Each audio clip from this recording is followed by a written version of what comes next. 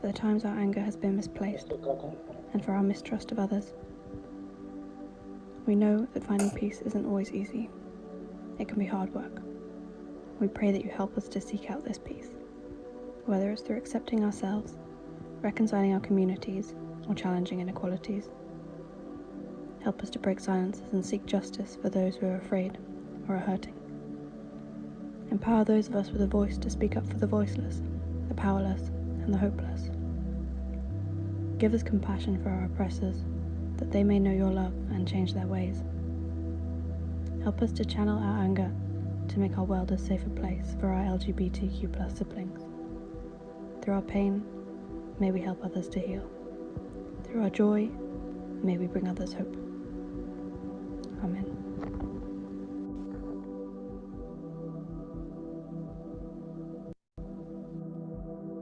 I now invite you to lay out your paper and choose a pen. If you do not have any of these resources, feel free to do this exercise by using your finger to draw on a table, or instead meditate with the tasks. I'll give you around 20 seconds for each task and guide you out of the time when it's finished.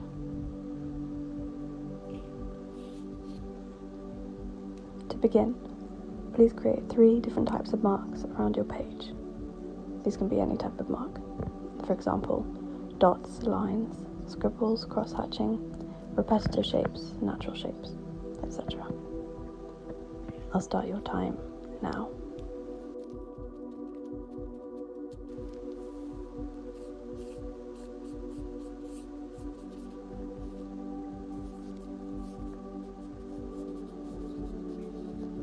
Five, 4, 3, 2, 1. Secondly, I'd like you to place your non-writing hand flat out on the piece of paper and take your pen and trace around your hand, beginning now.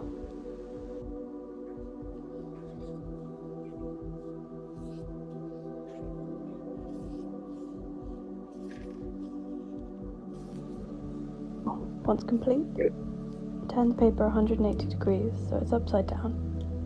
Place down your hand again and trace it for a second time.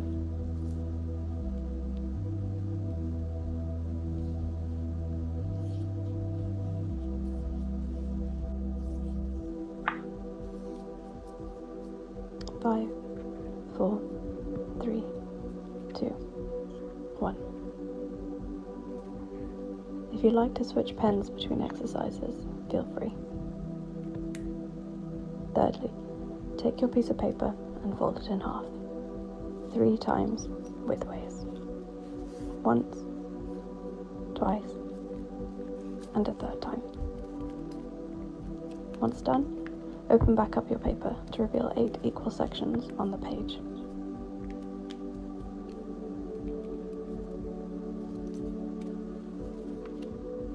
Now, choosing one of these 8 sections, place your pen down ready to draw and close your eyes.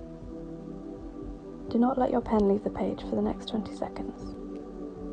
Please start to draw yourself now.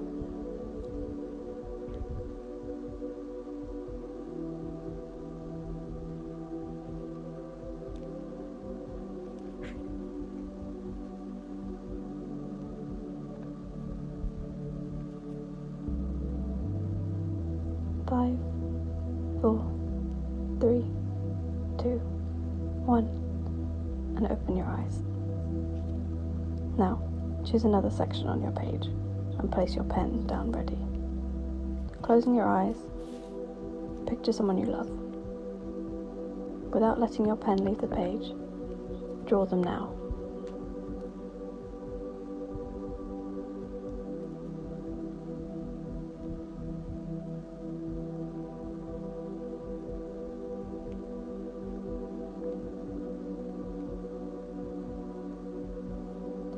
Five, 4, 3, 2, 1. Opening your eyes. This next task is a writing task, and I'd like you to choose a new section and reflect on the question, what do you believe in? Whatever comes to mind, be it words or phrases, write this onto your section. You may begin.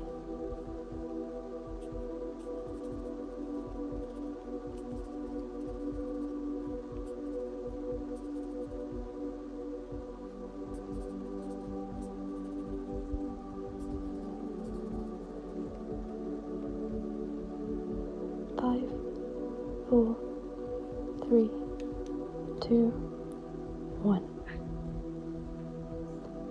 Now, following the same format as the previous task, I'd like you to reflect on the question, how do you feel God, or your higher power, perceives gender?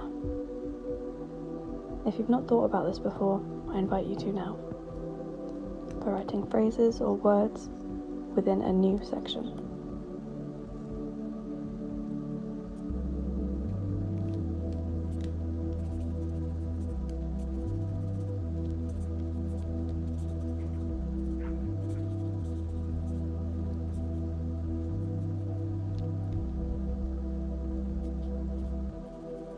Five, 4, 3, 2, 1. For our last task, I'd like you to think of 3 things that make you feel welcomed into an environment. Writing these into a new section, starting now.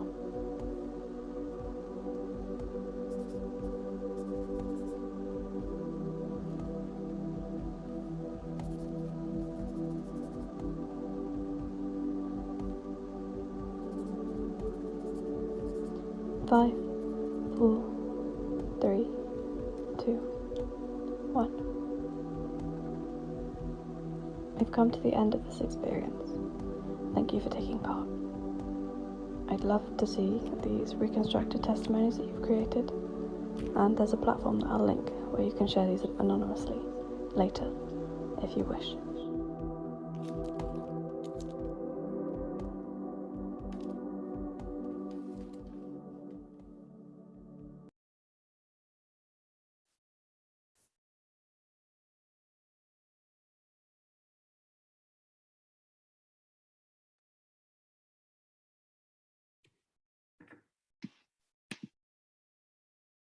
I'm now sharing.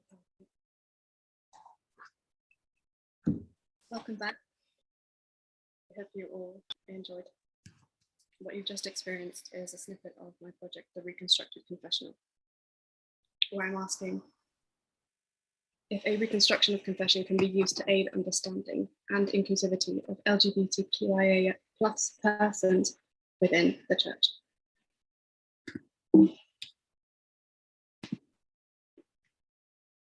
Being a recent convert to Catholicism and having not grown up with religion, I felt a void in the church that needs to be filled with this conversation, and also a fear and hesitance around how to have an open and loving conversation. This, I feel, has led to silence and also miseducation.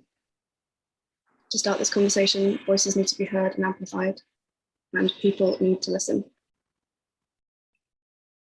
This reconstruction stands clearly against the narrative of cleansing the natural part of human, and following from Catholic social teaching, who a person is cannot be a sin.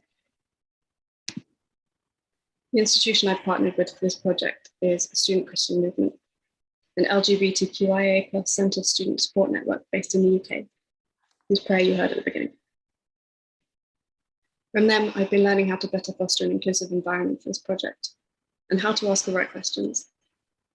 They too have this passion for inclusivity and diversity within the church. A lot of this journey has been experimenting and engineering the best way possible to create a safe and comfortable environment for people to share testimony. Some feel comfortable sharing in an open-ended conversation space, such as this face-to-face or Zoom-to-Zoom confessional conversation like the one that myself and some cohort members participated in. This environment isn't conducive of conversation or practically possible for everyone though, and my experiments have gone a long way in helping me to understand this. Through this program, I have conducted many in-person as well as online guided sessions, narrowing down how to structure, ask, and tell. My findings from these sessions were that creating a strong format with set tasks helps to alleviate the pressure of decision-making from the participant. This breaks through from the first stroke of the pen and from where to start or what to say. In taking the structure from the sacrament of confession and recreating a new examination of conscience, the participant's mind is instead free to express and create. These exercises' impact, I feel, are eloquently articulated by a friend who took part. They describe the space as being an escape, giving freedom, and still allowing for individuality to shine through. These exercises are accompanied by audiovisual soundtracks, the sound for this project being produced by the musician Mycelia, and the videos by myself. The site travels chronologically through the structure, containing key information about the project, such as anonymity, helplines, because we need to keep people safe here, the soundtracks, experiential tasks, opening and closing prayers, all to facilitate this journey. As we move forward with the next stages of this work, I hope to amplify these voices further by taking them back into the church to aid in fostering a loving and inclusive environment. I invite you personally to enter the Reconstructed Confessional and to participate further. Thank you.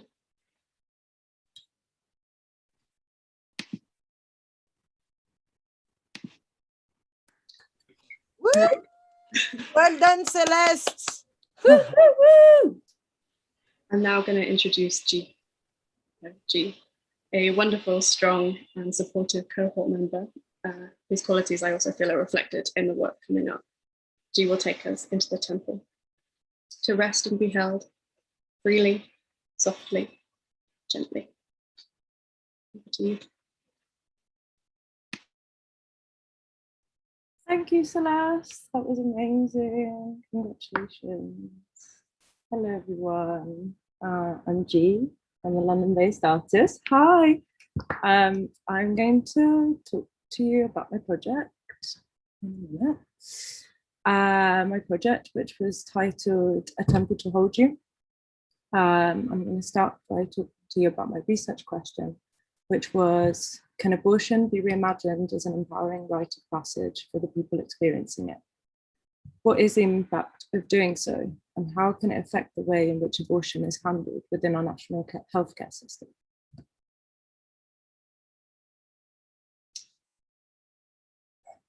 One-third of women in the UK will have an abortion before their 45th birthday. That means if you're based in the UK, 1 in 3 people you know who have a womb are likely to have had an abortion. I find this statistic shocking, not because of the people having abortions, but because it exposes how very few people feel comfortable sharing their experience. What occurs during childbirth teaches the woman about herself and about how her culture values motherhood. This is as true for childbirth as it is for abortion. So what are people experiencing abortion learning about themselves and how their society values them? The stigma surrounding abortion poses a serious threat to the way in which people will perceive themselves, their body, their power.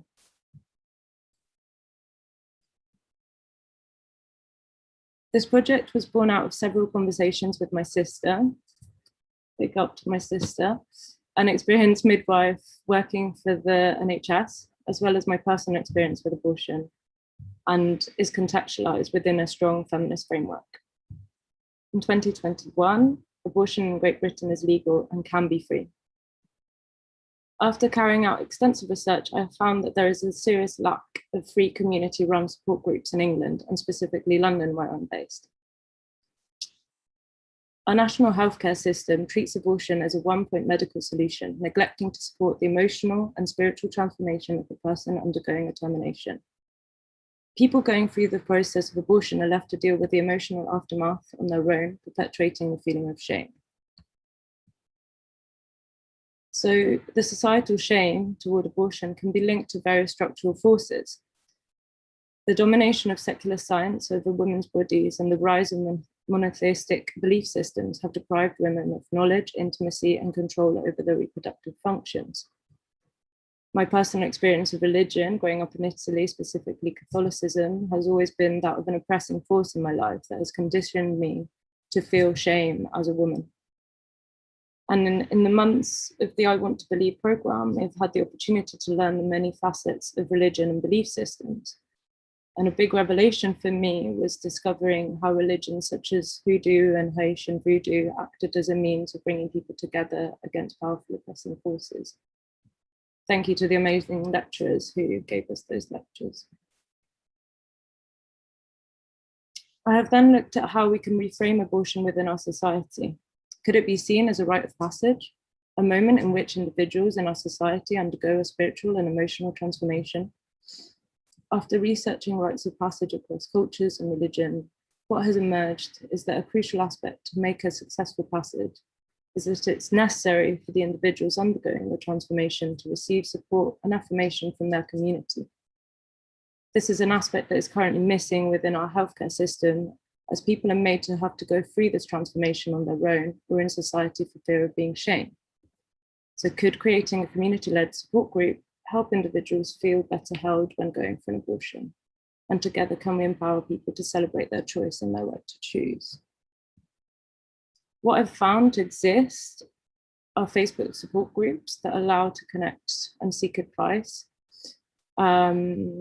These groups are private, they're really hard to access. You have to go through really thorough screening. There are strict rules about what you can and can't post.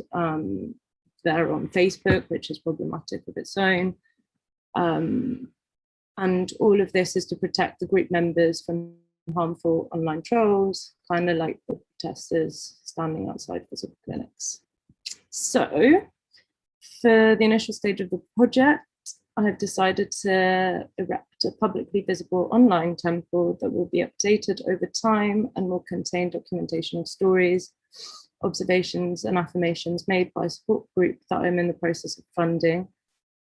And the purpose of the temple is for it to be fully visible to the public and provide an online hub for the group meeting in real life. So what you're going to see now is the website that I've made that holds this temple. This is my first ever website from start to finish. It doesn't work on mobile, it will work on mobile, but I would love to show you how it works. So this is the facade of the temple, which was designed in collaboration with my wonderful housemate and architect, Jonah Swafter. Big up to you. And you can enter through the threshold. It works. So here's a plan of how the temple works, and it's a metaphor for the rite of passage, and each room represents a part of the rite of passage that you might go through. So this temple is a gift for my sisters, my brothers, my siblings, the space to hold you freely, softly, gently. Would you like to choose a room? So the first room that I'll go through is the sharing room, in which we can sit together and take it in turns to share our stories.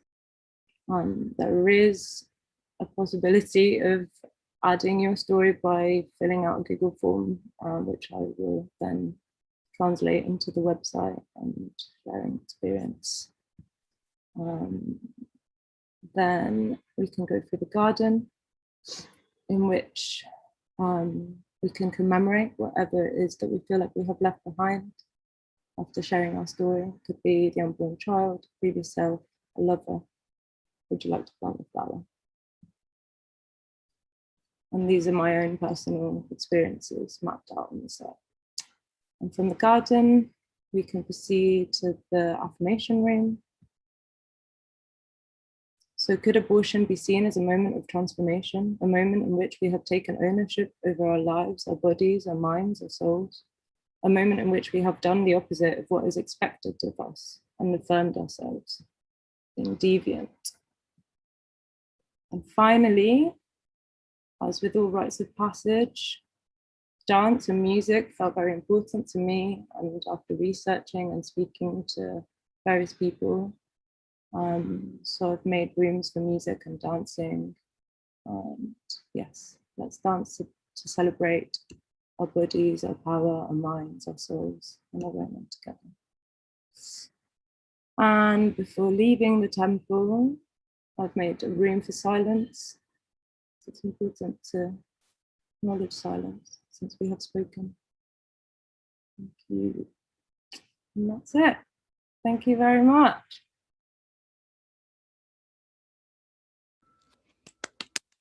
Bravo, G! Can we share the website?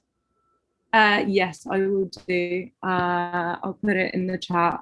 Please don't use it on mobile because it sucks on mobile. It will work on mobile. I'll share it. And yeah, shall I introduce Francisco? Are you ready? I would love to introduce Francisco, who gave the most incredible and unexpected presentation in the interim crit, and I cannot wait to see what he's got. Thank you very much. Can you hear me? Yeah? Thank you for the introduction.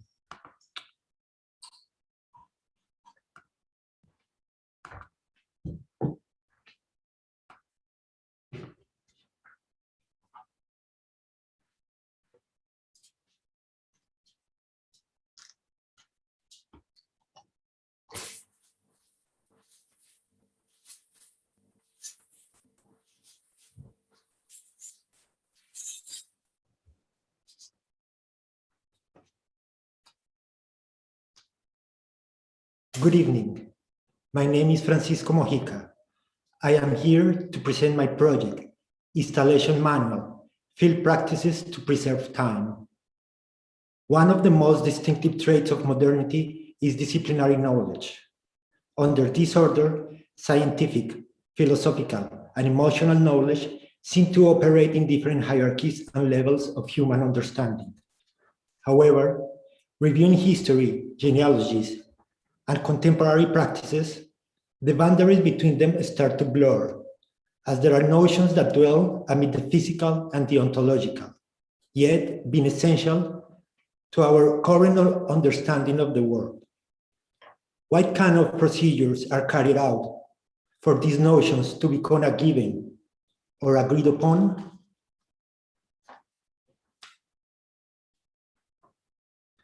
As a conceptual fundamental to science, religion, economy, and human experience, I pick time to work with. Whether a conceptual misunderstanding or a technical problem, any attempt at defining what time is always gives rise to paradoxes. Still, there is the metaphysical idea that time must exist. Is time real or an illusion? Can we choose to influence it? While visiting an open market in Amsterdam, I was looking at stars with fish on ice. They still look quite fresh. Have they not been on ice, their scales, eyes, and smell would have been very telling of the time they were caught. Behind the fishmonger, there was a butchery displaying big cuts behind a see-through refrigerator. So it came to my mind that refrigerators stop certain processes that affect organic tissue. If we see how time passes through our bodies as we grow, heal, decay, get old, then cold temperatures are delaying the sequence of events that leads to decay and putrefaction. Refrigerators then work as time machines, as the objects inside them are stuck in a previous time. I took a phenomenological approach to time, centered on how we experience or witness our bodies grow, heal, and decay. I started visiting butcheries where meat is preserved in refrigerators that delay the natural deterioration process of organic tissues, which led to the idea of installing a cold room of my own. Inspired by Stephen Chapin's Pomp and Circumstance, Robert Boyle's literary technology, my intention was to prove that the status of time as a fact could be constructed in a realm of experience through three different technologies: a material technology, a dialectic technology, and a social technology, which put together form an artifact of communication.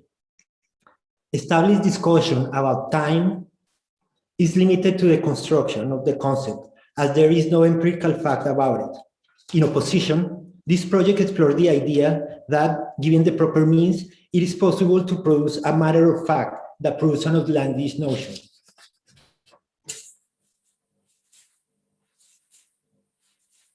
Having built the material technology, the cold room, the dialectic technology, research and discourse, it was necessary that people interacted with both, which constitute the social technology. So I decided to invite the Build family, composed of Vita and Anya. Vita is a visual artist who has been doing extensive work about ageism, that is, prejudice or discriminations or the grounds of a person's age. Anya, her daughter, is a curator who used to work in the fashion industry as a makeup artist.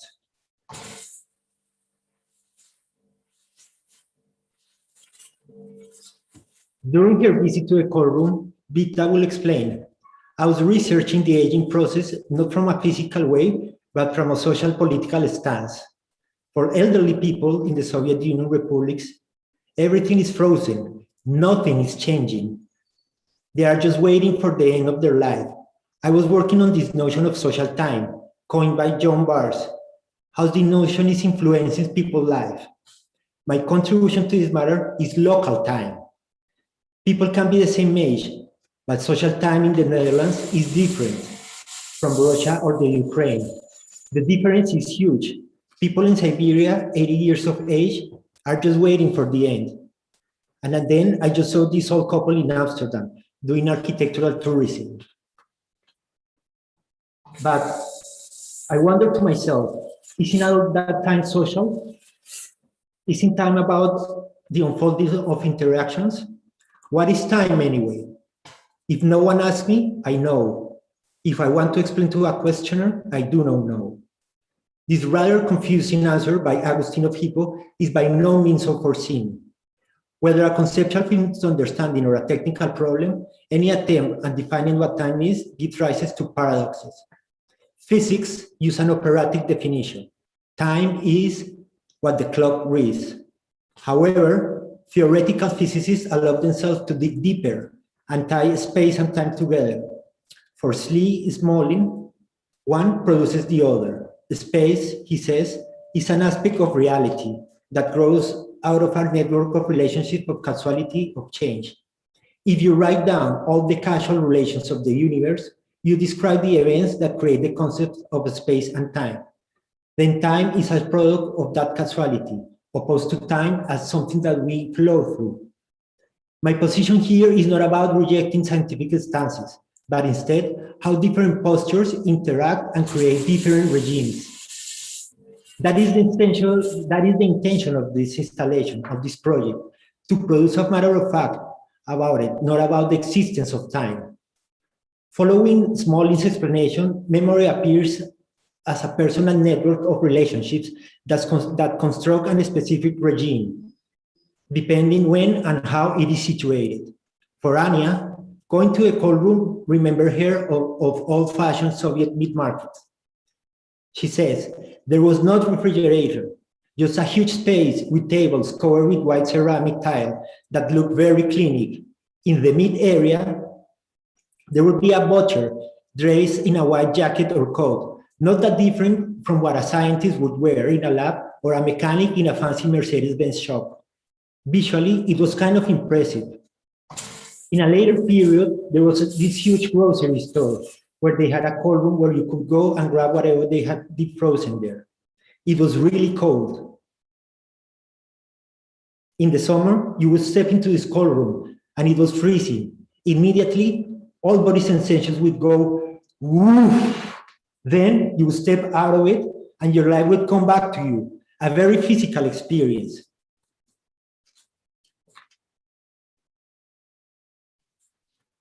Vita's memories are different. In my childhood, she says, there was nothing frozen there. There was this meeting hanging. It was smelly. I remember a lot of heads, the smell of warm flesh, and a lot of flies. The butcher were not wearing a white apron, just an old truck jacket with the smell and big flies around it. It was a remarkable picture for me. I remember a big cow head and its big purple eyes and a green shiny fly sitting on top of it. And it was warm. It was like I was like 5 or 5 years old. And it's still kind of real life for me because with freezer it's like magic. My memories are real life. Freezers are like life after life. Indeed, Anna would reply, However, in fish production, the fish is still alive when they start freezing it. That happens after freezing in a large scale. Cryogenic experiences come to mind. People expecting very technology to come. Cryo companies going bankrupt. And all those bodies melting. I'm not sure how it relates, but I always try to lower the temperature in an exhibition space to shift the experience into a physical one for visitors. I think it's a great way to incorporate sensorial input when you present artworks. Visuals and sound are common for everybody, but when you can include the temperature created, it creates a different dimension for the visitor. Vita finally would add that there was something almost religious to her experience in the courtroom. After all, you can trace the use of discourse, materiality, and space, light and sound to Christian cathedrals and Christian masses. When you are there, the sun rays carefully illuminating the dark interior. The organ played with devilish Baroque sounds, incense burning, and the priest preaching solemn words. Then you feel the presence of God. You feel a religious experience, the existence of another realm. For me, in a way, this project is not over until the recording stops, because there is another transition in the tal realms that we are dealing in, and also in the opinions and perspectives that both Vita and Anya were giving to me. Thank you very much.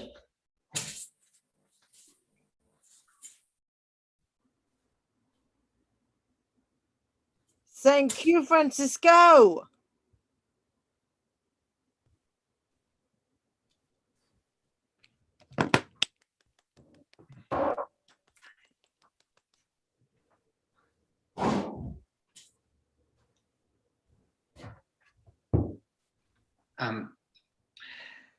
So my name is David. I will. Oh, I'm so sorry, David. I forgot to introduce the amazing Jonathan David, all the way from Peña de Bernal in Mexico. Please, a big hug and a big applause for David Jonathan. Thank you, Francisco. Thank you, Francisco. So basically, I am an artist, filmmaker, painter, and photographer. I just enrolled myself in a psychology program at one of the most important universities in Mexico. I created this project the last 3 months, and thanks to this project, I met so many great researchers, professors, and students in this university with whom I expect to be doing crazy things in the next couple of years. Give it up, Ruth. She's going to show us a video for me. Thank you.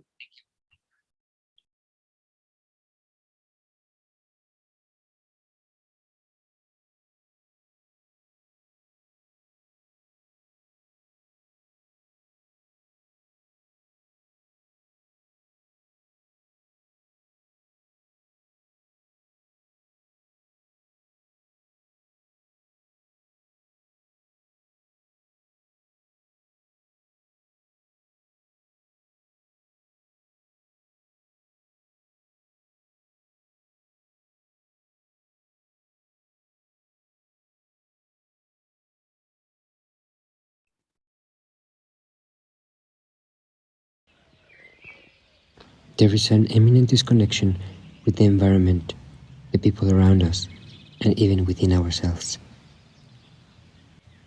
There is a spirit of entitled colonization, mixed with a lack of empathy for other human and non-human organisms, like animals, trees, moss, or fungi.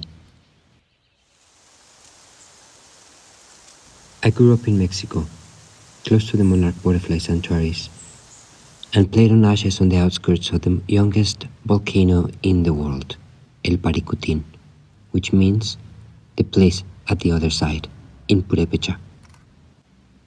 Without forgetting Uruapan National Park, El Golgota. All these places have something in common. They are known as places of power because they have strong magnetic fields. In fact, this is how the monarch butterflies find them during their epic migration from North America.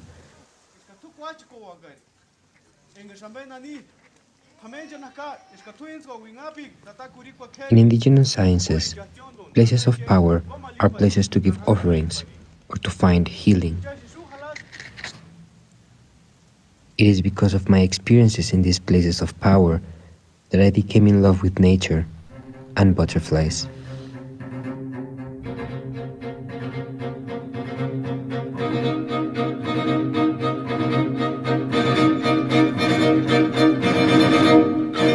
When caterpillars cannot eat anymore, they go into a meditative state in the form of a jay. It is there where the metamorphosis begins. Now, the entire inside of the caterpillar disintegrates, becoming a gooey soup of nutrients. It is from there that the new organism hardens. This is how the butterfly is formed.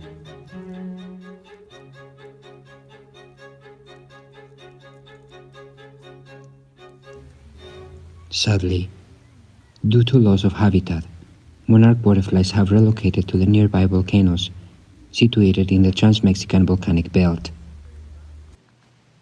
In 2012, an unidentified object was documented entering one of these volcanoes, causing magnetic anomalies over central Mexico in synchronicity with volcanic activity around the world. The center of these magnetic anomalies is located close to Guanajuato, Mexico. I visited this place with a group of friends with whom I practiced meditation. It was there where I shared experience of unity with them and with everything around us. According to Jacobo Greenberg, meditation can take you to a state of expansion of consciousness, also known as a coherent state. Can meditation help us create community and shared experiences as a path toward climate activism? And if so, can indigenous sciences inspire us to design such experiences while visiting places of power? In order to research the coherent state and how places of power can enhance the process of reconnecting with ourselves and the environment, I created a research center for the study of consciousness and indigenous sciences, dedicated to the creation of collective experiences inspired by ancestral wisdom. Our objective is to study the different activities aimed to the concentration of attention, exploration and expansion of consciousness on all aspects of human life. Our vision embodies the ancestral and collective interest to understand our bodies as sophisticated biotechnology working in harmony with the earth. To inform the creation of this research center, I was part of 3 experiences.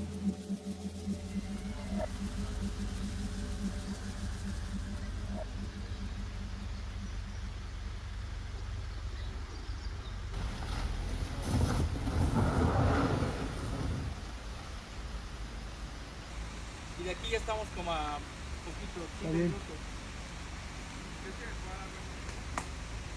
No. No, déjate de reversa.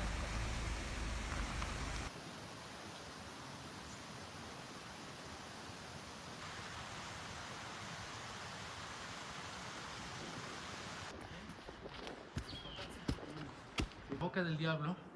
Esto también se le conoce como la cueva del agua, donde se hacen rituales para el ofrecimiento tiempero, granicero para hacer llover. Ah, qué padre. Este es un santuario, pero a la vez esta es una puerta dimensional.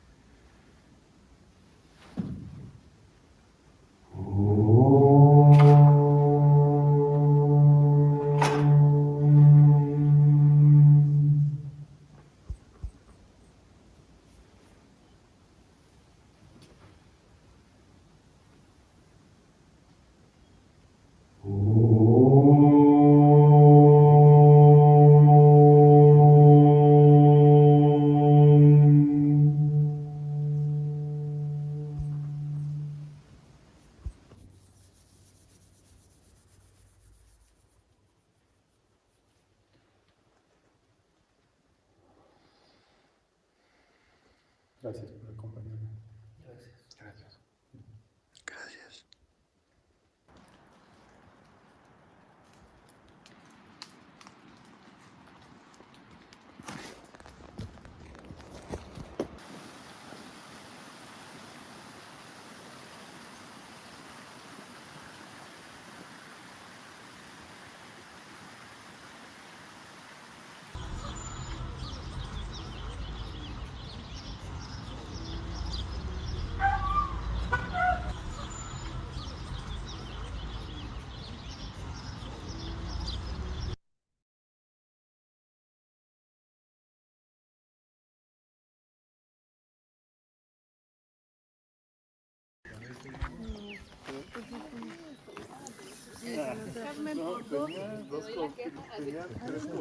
Una chamarra.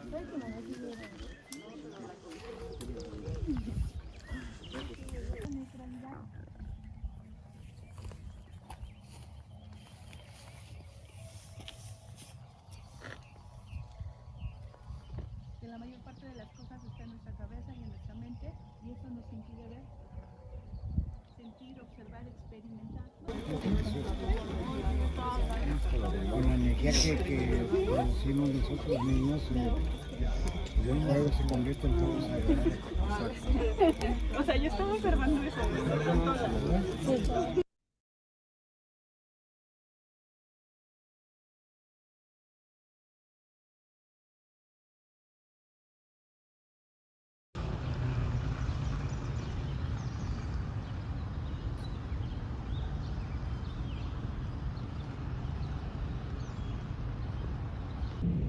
Se hace una limpieza en cada punto del electrodo.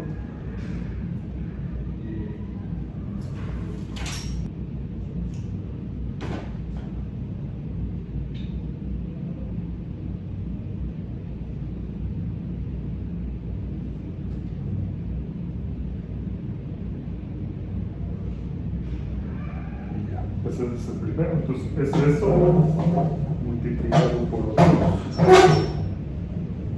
23.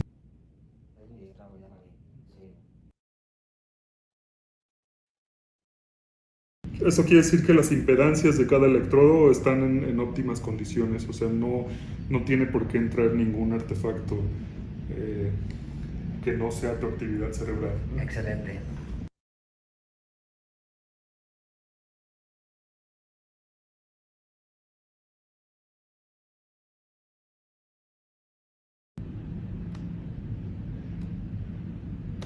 ¿Qué es esto?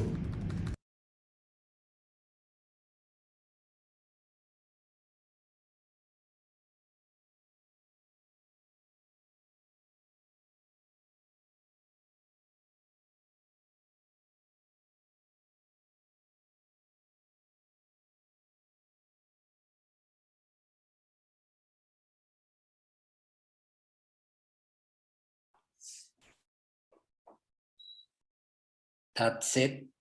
That's all. Thank you so much. And next is Chloe.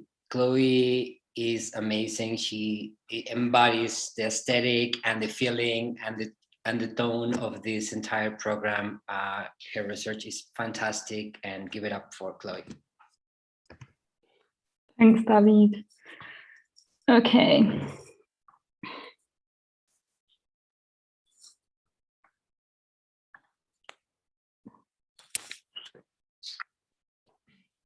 An investigation into how the cartoon ghost of popular culture has shaped the spirituality of its viewers and creators. Secularization has a direct correlation with modernization and wealth. But what is the relationship of increasingly secularized countries to their own cultural production of images of ghosts?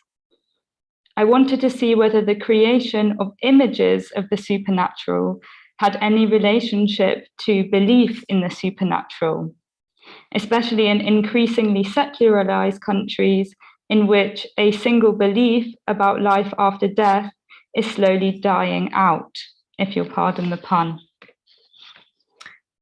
If you look to the right side, you will see a diagram of the type of people I interviewed.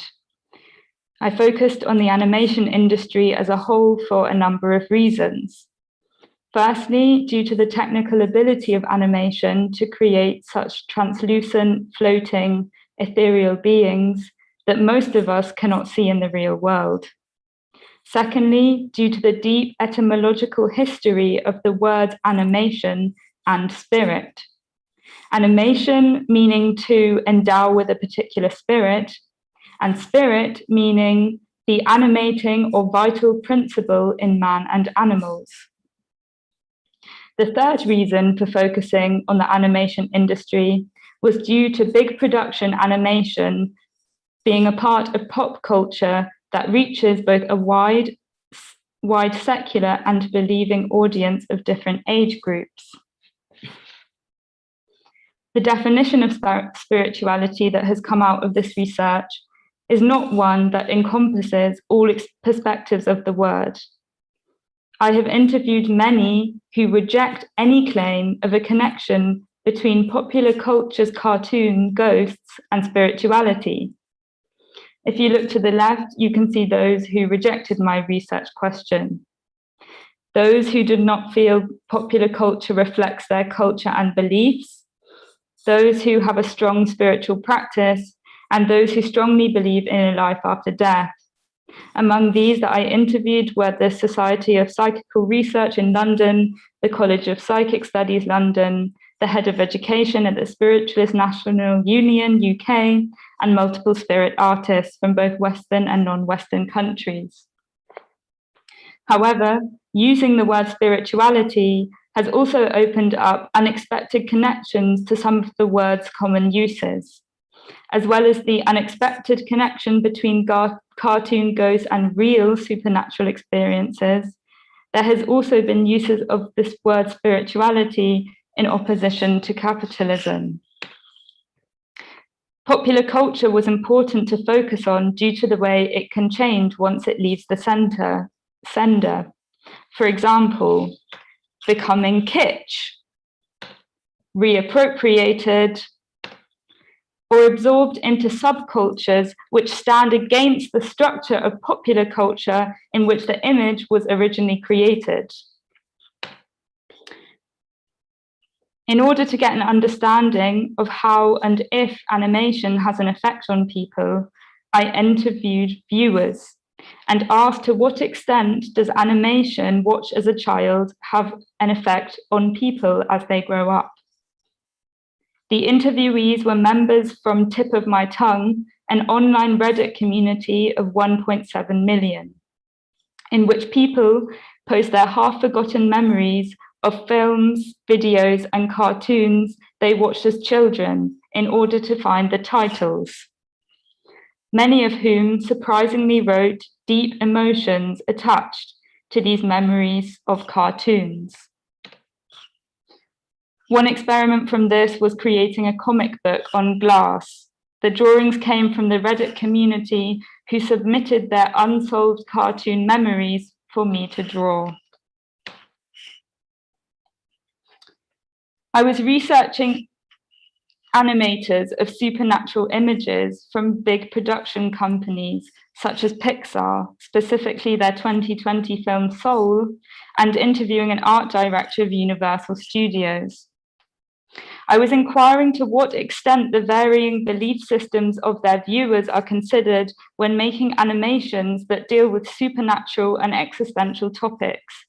For example, whether the general homogeneity of cultural backgrounds in big popular culture production companies is discussed when creating narratives and images of spirituality. Of the two production companies, one claims it does and the other doesn't. Furthermore, I also asked how and if technological advancement in animation, for example, from hand drawing to CGI, has had an effect on how we interact with the images they create.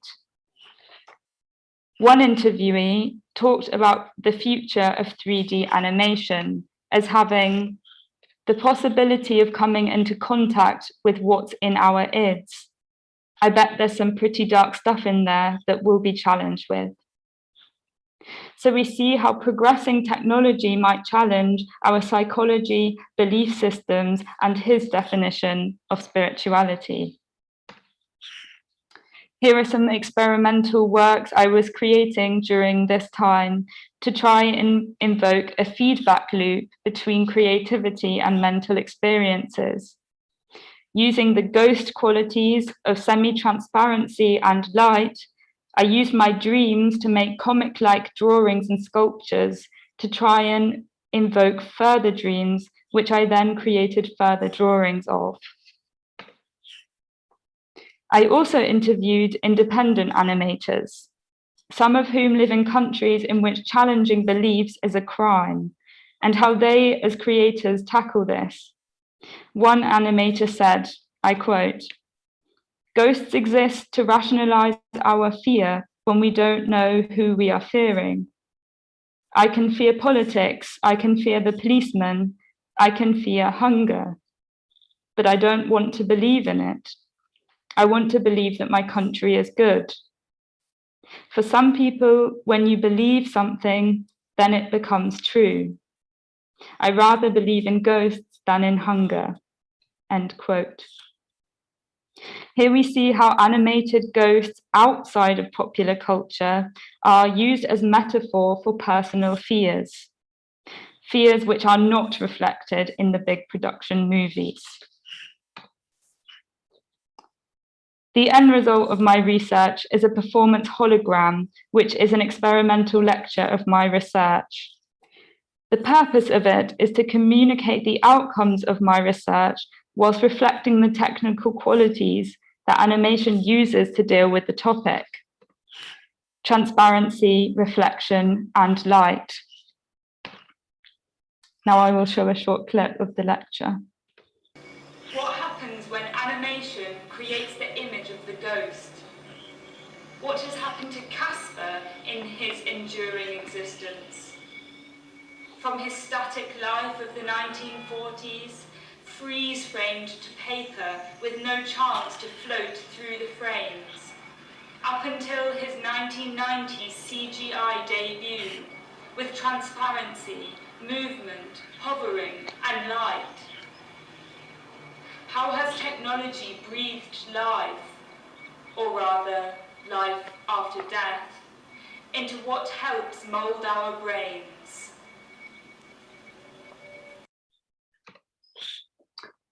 The hologram lecture is performed in a grandiose style and was installed inside a small chapel.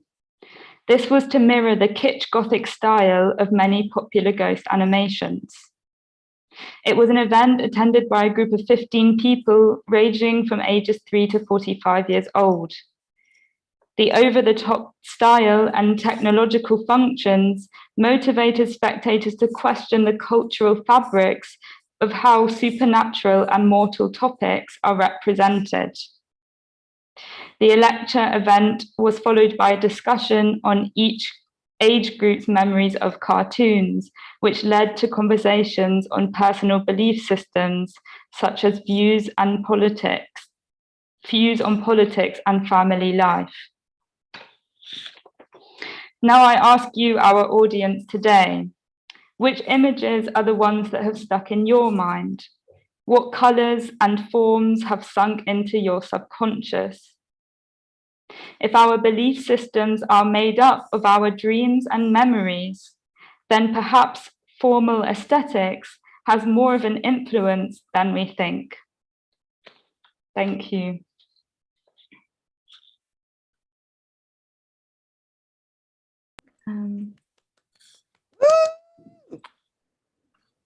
Thank you. Up next is Jamal.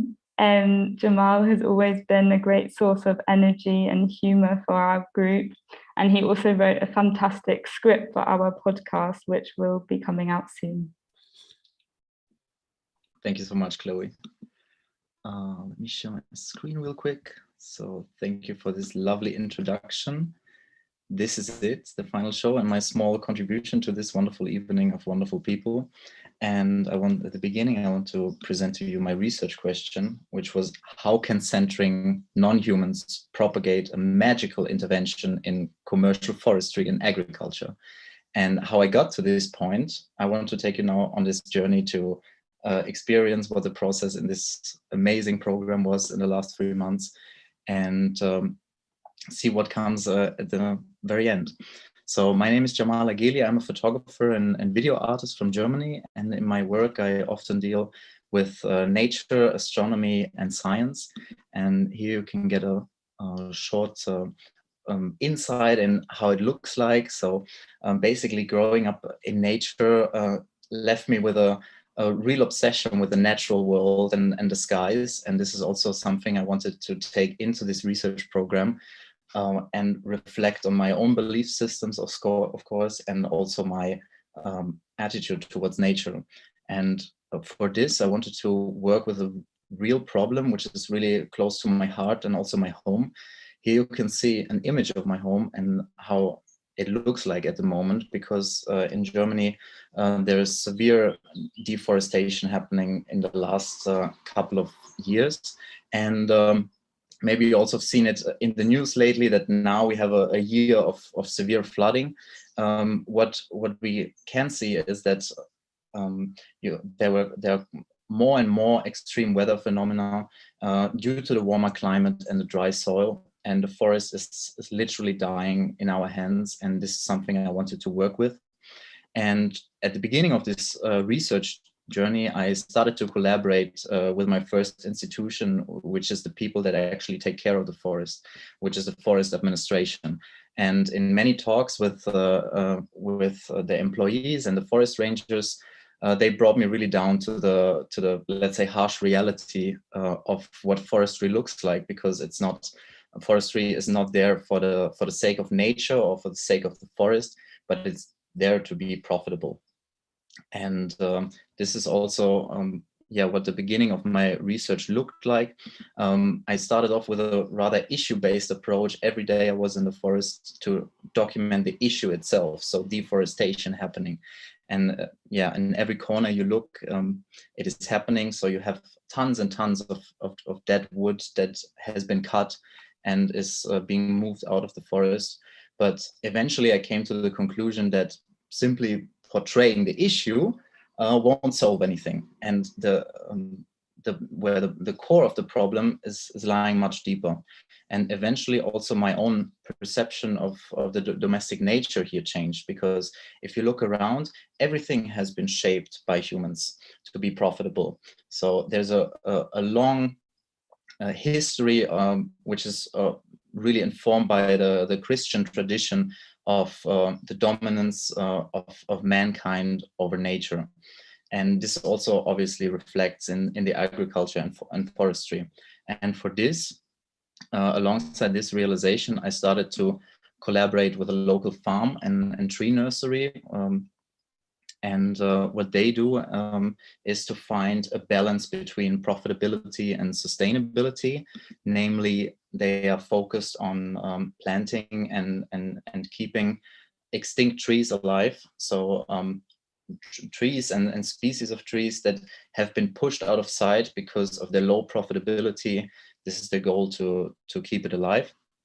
And there I talked with many workers and people in the administration, because eventually I also figured out for myself that my approach was very human-centric, right?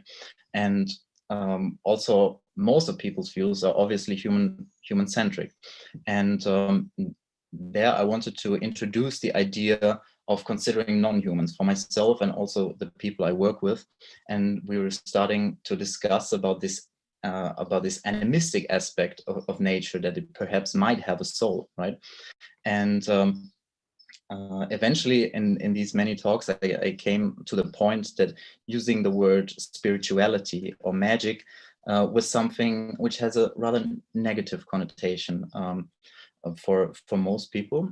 And throughout these talks, I established a sort of routine which used a different language approach. There's a word in German, it's called Ehrfurcht, which is a sort of mixture between honoring and fearing nature at the same time.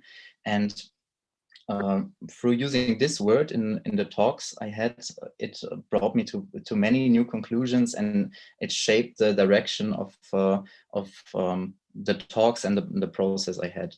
And throughout this process, there were many experimentations done. Coming from a rather documentary photography background, I started to experiment, trying to open up my mind and approach, for example, with sculpture, and with the help of the amazing tutors we had, I got into writing and putting myself into the position of non-human and trying to write from their perspective. So writing poems, writing scripts, and also music making, which informed also my process and also the final result, or rather the intro you're about to see. So this was also something entirely new for me. Next to also 3D rendering, I got really into this throughout this wonderful process, from which it also really benefited. And yeah, besides these practical things, like many others, like everyone in this program, did lots of theoretical research, for example, into the gamification of climate change and interactive web documentaries, which was sort of my initial idea what the medium could look like. And also this theoretical research throughout these last 3 months really opened up my mind on how vast this topic of ecology and climate change art actually is. And somewhere in the middle of the process, I decided, okay, let's center non-humans. Completely, for now, for this experience, ignore the human perspective and bring in a sort of animistic way of looking at climate action. And this I wanted to translate in an online cinema experience, which is a sort of click-through journey where you can design the narrative and the path you want to go down to. And for this, I started writing scripts. I started writing possible pathways and storyboards, and of course did lots and lots of filming in the forest. And at some point during this process, something interesting occurred to me, because the project took shape in a very interesting way, which was informed by my intuition, because I started off with this sculptural work, and eventually the mood of the whole movie turned out to be rather sinister. And I thought, okay, this really came from my intuition, let's work with this. And for the intro part that I'm showing you, I wanted to have a sort of central mystery that is motivating you to continue clicking throughout this journey. And this website is already online. It's still in the making. And what you see here, so I learned some HTML and set up a cargo site. So you enter the forest and you see the intro, and then you're about to make a decision. And the vision for this project, besides portraying the problem of deforestation in a different way, is also, once the experience is fully developed, to bring a new sensitivity towards non-human interests, and to be able to recognize how immensely humans have designed nature to be productive. And this intro sequence that you're about to see is I developed it together with my two institutions, and it was I already got quite some feedback. So both of the institutions, they were rather surprised to see our domestic nature to be portrayed like this. And for the forest administration, it was rather because it didn't really align with their vision and their sort of positive outreach and their positive advertising of the work. Yet the tree nursery really appreciated this contribution to their day-to-day work of mine, and they gave me a sort of long-term assignment to continue walking their journey and portray the project, and eventually find a balance between the ideas of mine and theirs. And we will do a screening in August at their site. And next to that, there's another institution that got connected to this project in a really amazing way. So it's Leica camera. They want to provide me with equipment and the materials to make this project happen. And it shall be screened in many places in Germany, which is really great. And yes, I want to show you now a small introduction to get you ready. So sit back and relax.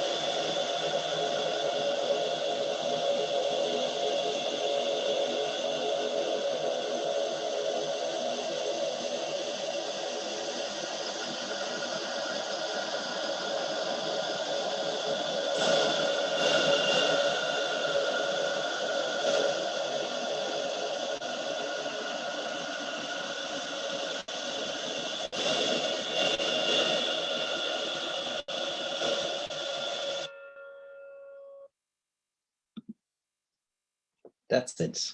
Thank you so much for your attention. Thank you really much. And with great pleasure, I now would like to introduce Rachel. Rachel has an amazing project developed over the last 3 months. She has been an amazing graphic designer for our cohort, together with G, putting our wonderful publication that you can download together. And I hope you really much enjoyed.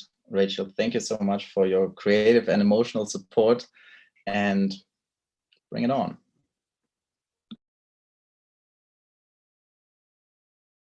Thank you, Jamal. Also, thank you everyone involved in this project, especially the tutors and this group. We are in the Anthropocene, a geological term used to describe now. It's a time in history of the planet when humans have gone from being mere participants on the planet to being the dominant force. A phase where transformative change is necessary if we are to create the future where both people and nature can thrive. And it's an exciting time. We're in a generation of people who are going to create change. From our first lecture within the University of the Underground, I was inspired by this quote: "A religion at its core is a form of multimedia production, capable of inspiring beliefs, generating worldviews, and engineering cultures." So I thought about environmentalism in this way, exploring the branding around environmentalism, not branding in the commercial sense, but branding as a predisposition to participate in actions that benefit the environment. What's the language? What are the symbols, shapes, colors, spaces that are able to do this? People have climate change fatigue and we need new narratives. Inspired by Ada Paris, I decided to think locally. I connected with local climate activists in Hackney, East London, where my research led me to Tree Charity. I was super inspired by them. If we can help trees in our local area, maybe we can start to understand our local ecology and what's needed to help it. I tried to learn the language of trees. I read about them, I drew them, I took pictures of them, I grew them, I scanned them. I designed sculptures and fonts based around them, even had a party in them.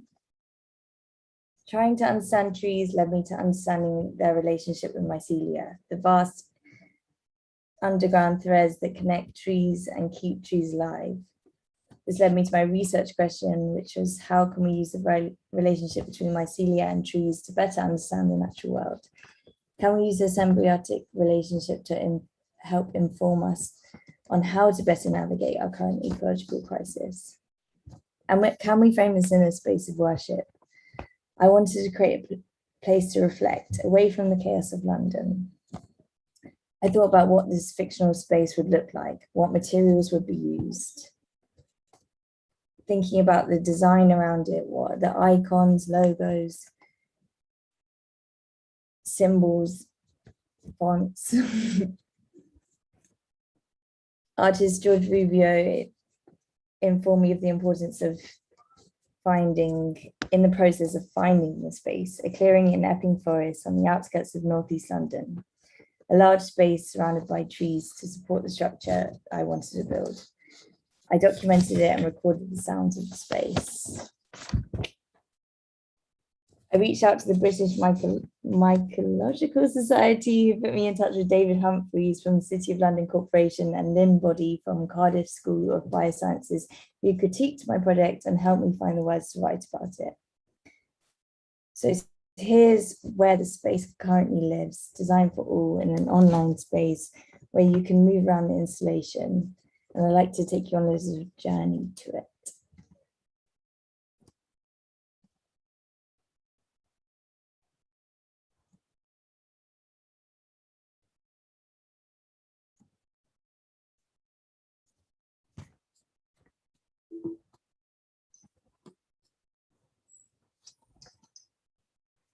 Welcome to the last tree on earth. In front of you is a highly rare British black poplar tree, framed by a large-scale oval room. You can enter the room using your trackpad or mouse. Zoom right up to its roots. And if it's okay, I'm going to ask you to take a deep breath in with me. Inhale. 1, 2, 3, 4. Exhale. 1, 2, 3, 4. And again, inhale. 1, 2, 3, 4. Exhale. 1, 2, 3, 4. If you can, please continue this while I talk to you. When this tree was alive, these roots connected to an invisible, vast, interconnected kingdom that lives below the forest floor. These roots, being eaten away by mycelium, represent a symbiotic relationship. The tree relied on the mycelium network to grow, to send information, and now to break down the tree. The breakdown of foliage allows the earth to continue breathing.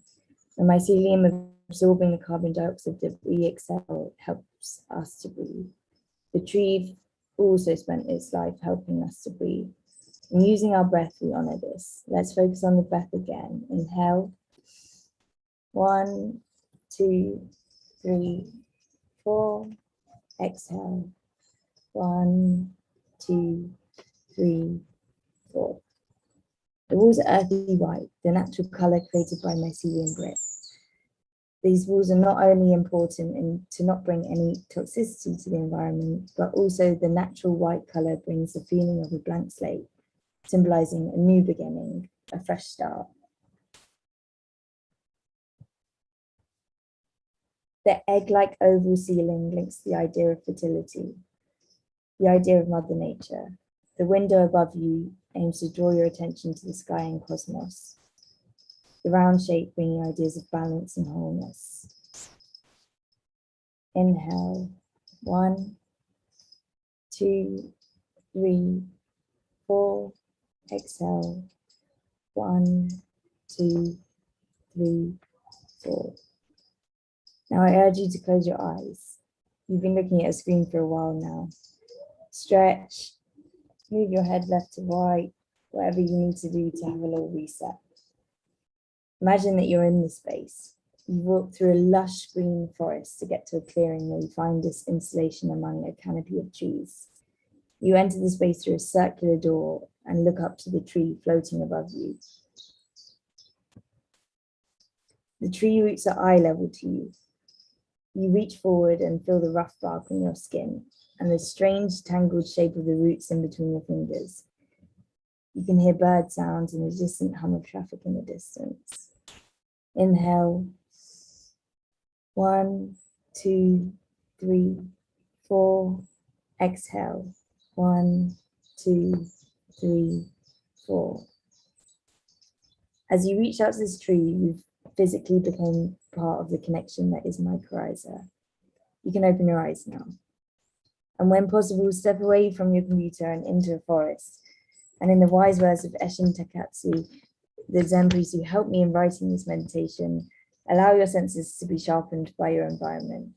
Connect with your sixth sense, your intuition, and know that you are connected to nature just as much as that tree is. I believe that if we can feel this connection to nature, if we take it on environmentalism as a belief system, we work with institutions like the British Mycological Society, we're able to create transformative change, the transformative change that is necessary, opening the window for innovation, new ideas, creativity, and ways of thinking. And if someone wants to help fund me make this in real life, let me know. Thank you. Woo! Well done, Rachel. Thank you so much for that, for sharing your project and for the temple ritual. So thank you very much. Right now, we have a short intermission. So we're going to give you 5 minutes of a short break so we can keep stretching, relaxing, and then we will be back in the University of the Underground. 5 minutes intermission.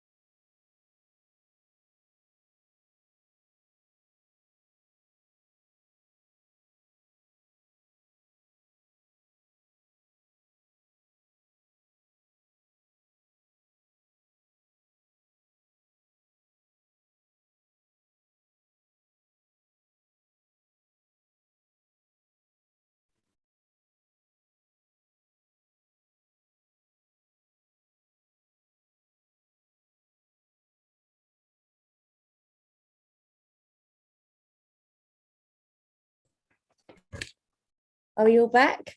I'm going to introduce Ruth. She's magical, she's mystical, she's magnificent, a wonderful artist, and has definitely held this group together and has completely kept us intact. Welcome, Ruth. Thank you, Rachel. Okay, here we go.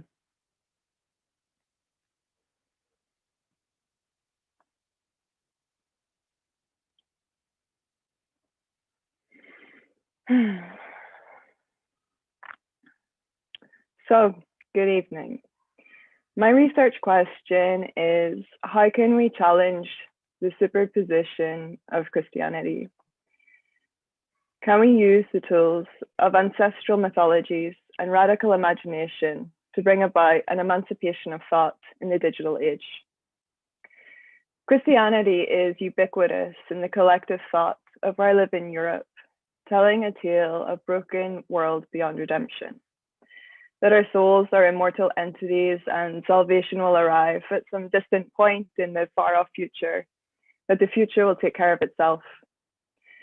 We see this concept repeat in the present day techno-utopia cult of the singularity. It shows up in the witch hunt, blasphemies, and heresy of cancel culture. This narrative not only removes personal autonomy, but it also postpones what's happening right now, thrusting the responsibility of earth caretaking to our future ancestors, stealing from the worlds to come.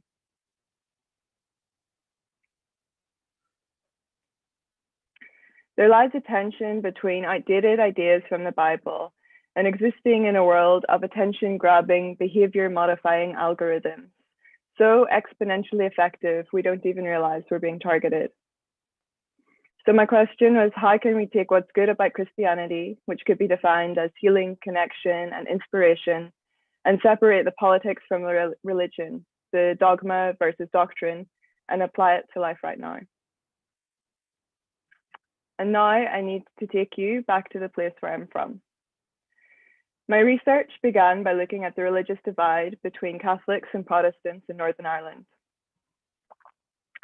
I found a link between the advent of international television broadcasting in Ireland and the beginning of the Troubles, an ethno-nationalist period of conflict in Northern Ireland that lasted about 30 years from the late 1960s to 1998. As people witnessed the civil rights movement in the US and the anti-apartheid movement in South Africa on television, they were inspired to uprise. This led me to look into media theory. I was influenced by Malcolm McLuhan, primarily with the concept of the medium being the message.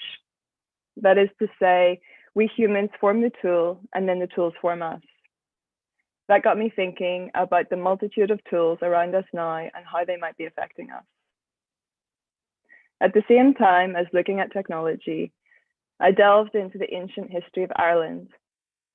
Wisdom was passed through the ages orally via a bard, a figure who used the tools of poetry, mythology, and song to entertain and educate. This gave me the idea to access ancestors' wisdom via storytelling as an antidote to help with the complex issues we face today in our increasingly digital world. The people I interviewed came from both an anthropology background and a technology one to help me conceptualize how to bring these seemingly separate worlds together. One of the most profound concepts I uncovered in my research was seventh generation stewardship. It encourages the current generation to live their lives for the better benefit of their ancestors 7 generations in the future.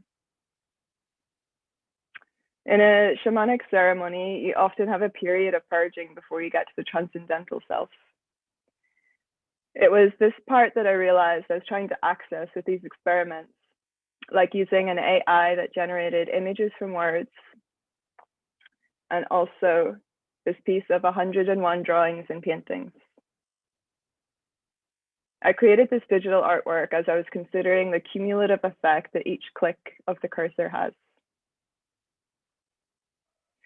I read Alejandro Jodorowsky's Psychomagica book. It speaks of his process of ritual, the imagination, and theater to heal. I was also watching the Cho show recently. The artist questions his portrait sitters about their past, He uses theatre to reenact scenes from their past to alchemize trauma and produce an authentic version of the person in the portrait. This gave me the idea to use theatre to enact discussions with your descendants in order to make conscious the fact that we are visitors on this planet here only for a short time. To bring the elements of my research together, traditional storytelling, the imagination, the digital age, I conducted experiments with my studio colleagues that I would later synthesize into methodology. I asked my test subject to do a little research on their ancestral heritage and come to the meeting with a story that resonated with them from their country. We opened with a guided meditation. We then looked at garments their ancestors wore, shared our mythologies from the past, and developed these into a 7th generation future avatar. This is a headpiece I created for my avatar, taking inspiration from a story that the ancient Egyptians came to Ireland. I then projected that design language into the future. As a studio group, we interacted with each other as descendant to descendant, descendant to present day persona to bring about discussion. We found this to be a deeply cathartic experience. The interaction with ancestral stories created a situation of safety and comfort that kept the space open for emotions and realizations to materialize. The improvisation brought about the wisdom of the moment. Going forward, I will work with the institution Give Something Back to Berlin. It is an association that connects migrants, refugees, and locals to engage in building an open and inclusive society. The choice of the institution was to promote change on an individual level.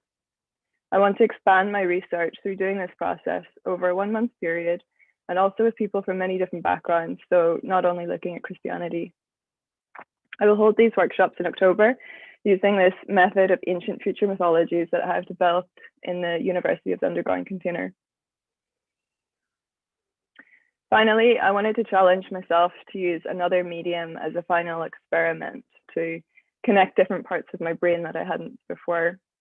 So I created my very first film, turning my thesis into a visual poem.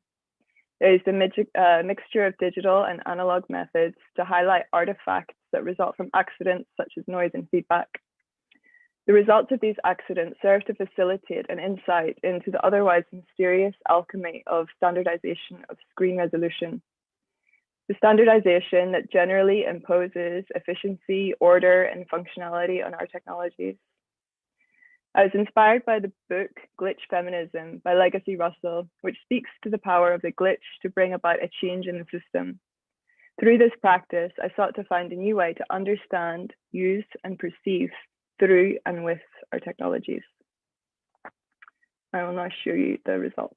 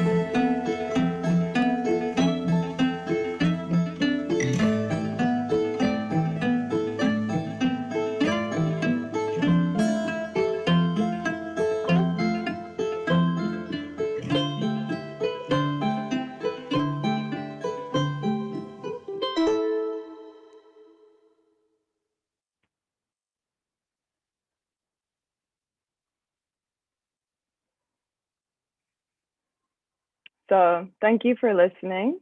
And I will now pass the torch to Jessica.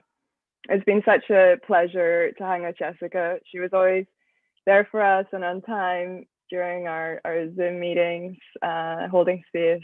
She's such a super strong inspiration and a total renegade. So over to you, Jessica.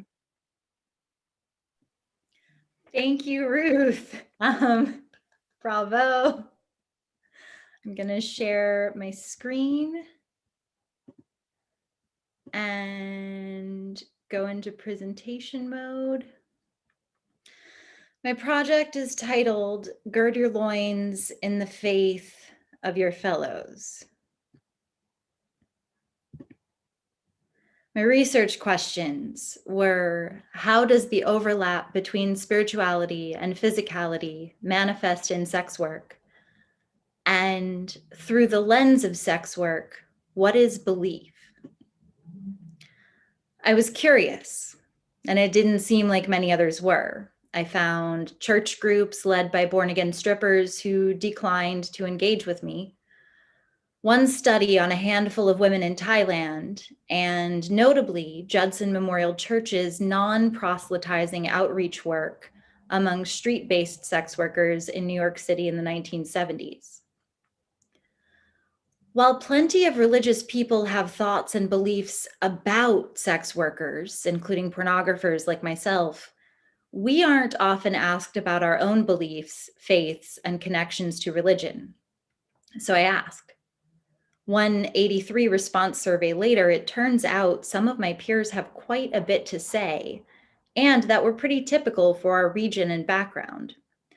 Witches, atheists, and former Christians made up the bulk of respondents and interviewees from the native English-speaking group. I have a want, like I want to believe in a God or a thing, you know, a being, whatever. Belief is such a core, I think it's like a core element into being like a human being, right? God is God is looking into the tiniest parts of a plant as it opens. The last 2,000 years of spirituality have all been about like the ascension and like, you know, denying the flesh. But the schools that I belong to are more about like the sacredness of the flesh and spirit and matter. So I really believe that, you know, sex is sacred and our bodies are sacred, and really bringing that, like, you know, that consciousness down, like into matter, into our bodies and into our root and into our sex. I have a want. Why is this basic core component of human experience not discussed when we're talking about sex workers? Can a conversation about our relationships to spirituality help humanize us in the eyes of the public? I handled my interviews in a very particular way. Out of an abundance of caution for the sensitive nature of religion, sex work, and especially the two together, I asked each worker whose words I intended to use for approval of the specific clip, asking whether they felt comfortable with that moment being shown in public out of context.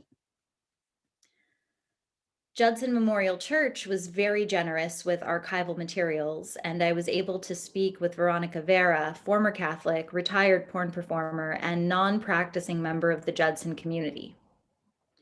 I was given access to artistic works of other sex workers on the subject of religion by Old Pro Productions. And finally, my research and the recommendation of a friend took me to Star, the first sex worker-led collective in the Balkans. They're based out of Skopje in North Macedonia and arranged for interviews with 3 of the sex worker activists who are involved with their group. There's a historical divide between on and off-camera sex workers, not to mention the hierarchy, which is the hierarchy of respectability among sex workers. and asking North Macedonian sex workers to trust a pornography performer and writer from the USA was inherently a risk for them. I spoke with 2 women through translators and 1 man in English. I asked what they believed in, what their relationship was to organized religion, and what most people in North Macedonia believe about sex workers. All 3 had a connection to the Orthodox Church that was more community-driven than religious, lighting candles for the dead, going to church for holidays and events like weddings, but not a significant Christian practice. One answered that they believed in power and strength, and first and foremost themselves. This is the work that came out of those interviews. It's stretch wool, satin ribbon, polyester thread, and distressed Instax prints of frames from the Star interviews conducted over Zoom. This is me mid-process. And this is what it looks like laid out flat on the ground. For anyone familiar with Balkan textiles, you might recognize what's going on, and for everyone else, I'll explain. There's a type of rug called chilim or kilim that is found all over the Balkans. Bosnians have it, North Macedonians have it, Turks have it, Serbs have it.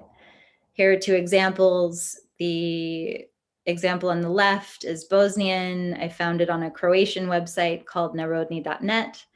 And the example on the right is Pirotski Chilim, which is a city further south in Serbia, where women are still trying to keep the tradition of crafting these works alive. The pattern I used is a burdock or chichak or pitak, depending on who you're asking and where you are. It's one traditional chilim pattern. The plant inspired Velcro and has been used in traditional medicine and in witchcraft for a very long time. And crucially, it symbolizes wishes of abundance and protection. Before the work is delivered to Star in Skopje, it will be presented in Vienna at the International Sex Work Conference at the request of one of the interview subjects. I hope to attract interest from other sex worker artists and activists in collaborating and continuing this research. Thank you. I will now try to find the button that stops sharing my screen. Yeah. I vote Jessica. Thank you. I can breathe and drink now. But first, I would like to introduce Amir, he's been so solid and steadfast and motivated in every critique I've seen him in. He knew his goal when he came in, and my God, has he executed it. Welcome, Amir. So much. Thank you so much, Jessica. I'm going to share the screen. Let me do it again.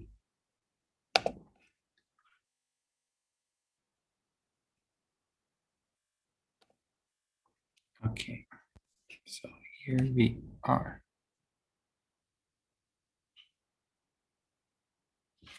So, well, the name of this project is Ab, which in Persian means water. I am Muslim, so I'm gonna start with this verse from Quran that is questioning humans. Have you ever considered the water you drink? Did you send it down from the clouds, or did we send it down? If we wished, we could have made him salty. So why are you not grateful? I'm gonna return to this later in the presentation, but for now, the very first picture I showed to everyone in this program was this, and I come from here. The semi-arid area in the Middle East called Iran. Ironically, it means the land of free people. It gave birth to some of the oldest religions and civilizations in the world. In this area, people have been managing water resources for 3,000 years, coping with water scarcity and drought, and achieving a stable balance of water resources. This is the main invention of Iranians for controlling and managing water resources. It is qanat, a sustainable system for transporting water from an aquifer or water well to the surface through an underground aqueduct. However, these qanats were belonged to feudals, and people mainly did not have easy access to their resources. So with the introduction of pumps to Iran's society, the Shah of Iran took the first step to bring the hydrojustice among his people. This happened nearly 70 years ago. So he started the reforms, dividing the lands and their waters between people and giving them pumps to extract water for their own use, which in the end lead to annihilation of qanats and over-extraction of resources. But it brought development and population and GDP growth substantially. It also brought revolution. We had the Islamic Revolution with the promise of exalting Iranian spirits and detaching them from the materialistic values. Ayatollah Khomeini, in his first speech, promised that he will make electricity and water free of charge. And that was the second iteration to bring hydrojustice among the people of Iran. As you might guess, the promise left unfulfilled. But the thirst for development resulted in construction of hundreds of dams on the rivers of Iran with the aim of controlling droughts and floods. Right now that I am talking to you about water in my country, right now, exactly at this moment, there are people who are being killed in the process for water in Khuzestan. One of the main reasons of this drought is the construction of this Gatvand dam, the greatest one, as they say, in the Middle East. But how?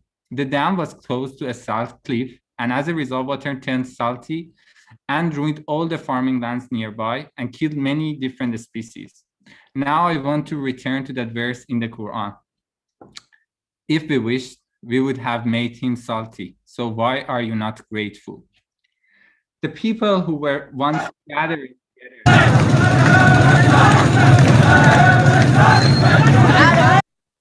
behind the religious leaders in times of drought now clench their fists in the streets, chanting against the regime, asking for water, and in return receiving bullets. How did that spirituality disappear? Can you bring it back? I ask myself in the end, how I own this water and how it owns me, how it owns us.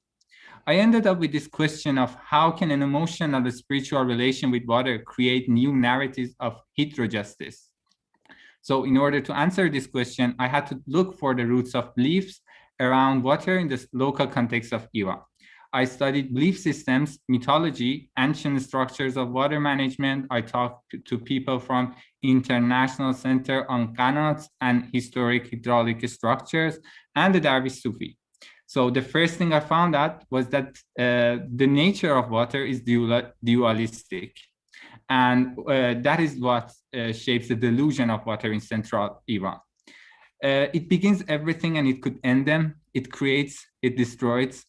It could be salty, it could be fresh. So the next thing I found out from the rituals and ceremonies that there are different strategies to ask water. And one of them is defiance, in which people do not try to please water or the gods, and instead commit sins to make gods angry and treat them that if you don't send water, we will continue committing sins. In one of them, for example, people will hit the good man, the Sayyid, every day until it rains. Next, I discovered that in order to understand water, Zoroastrians give some Adu Fradu, who is in charge of the dissolving power of water, and there are also other Fradus. We also have it in the physics, so we want to understand the water in the physics and science, so we do the same thing. The qanat is actually created based on a very basic physics law, the principle of communicating vessels. And we relate it to Pascal, the scientist who articulated it. In these days that we were all suffering from what is happening in Khuzestan and before in Baluchistan, I was asking myself, What can I do now being thousands of kilometers far from my home, being desperate for my people? So I arranged a ritual in my home and invited some of my friends who had the same concern as me. That was where the second part of my question for how water as an agential actor manifests itself through an absurd ritual of restraining thirst. I asked my friends to not drink water for a day and fast.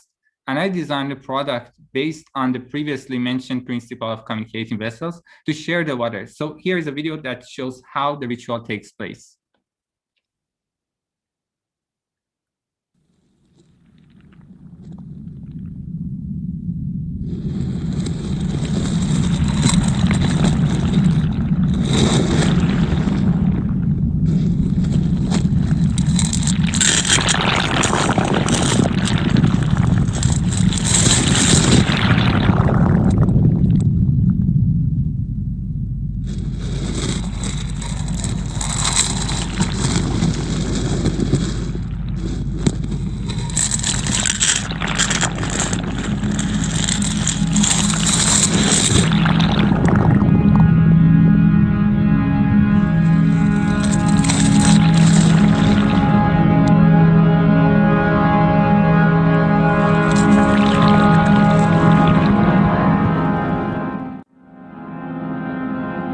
تالوی ما تشنه است.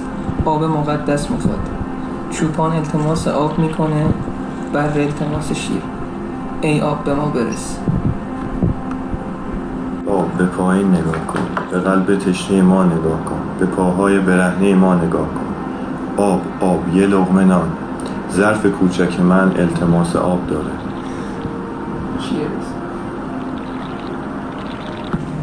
عروس آبچی میخواد، از آسمان باران، از زمین برکت. آخر خاله میخوادم دبریز شد. بیایم پایین.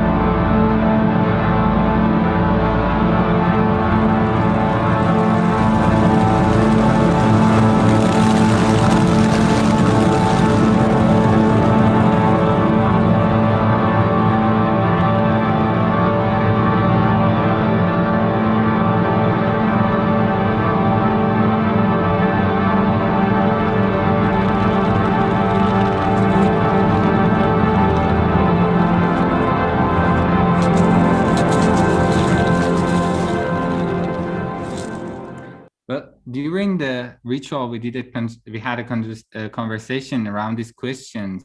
How can we show our devotion to water? What does it mean that water is everywhere? How do we relate to water, to each other? Can we really control the water? Is it graspable? How does it control us? Are we of the same spirit? By asking these questions, we try to think beyond human-centered and nation-based narratives and explore forms of fluid solidarity in bed togetherness. I urge you to do so and do not forget about Khuzestan. Thank you so much. Thank you so much, Amir. You're welcome. Now I'm going to introduce you to the next person in line to take the stage, my dear friend Kayla, the most curious one among us.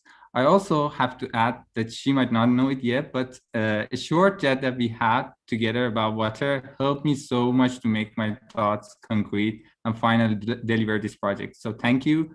Good luck, Kay. The stage is yours. Thank you, Amir. Okay. Let's share.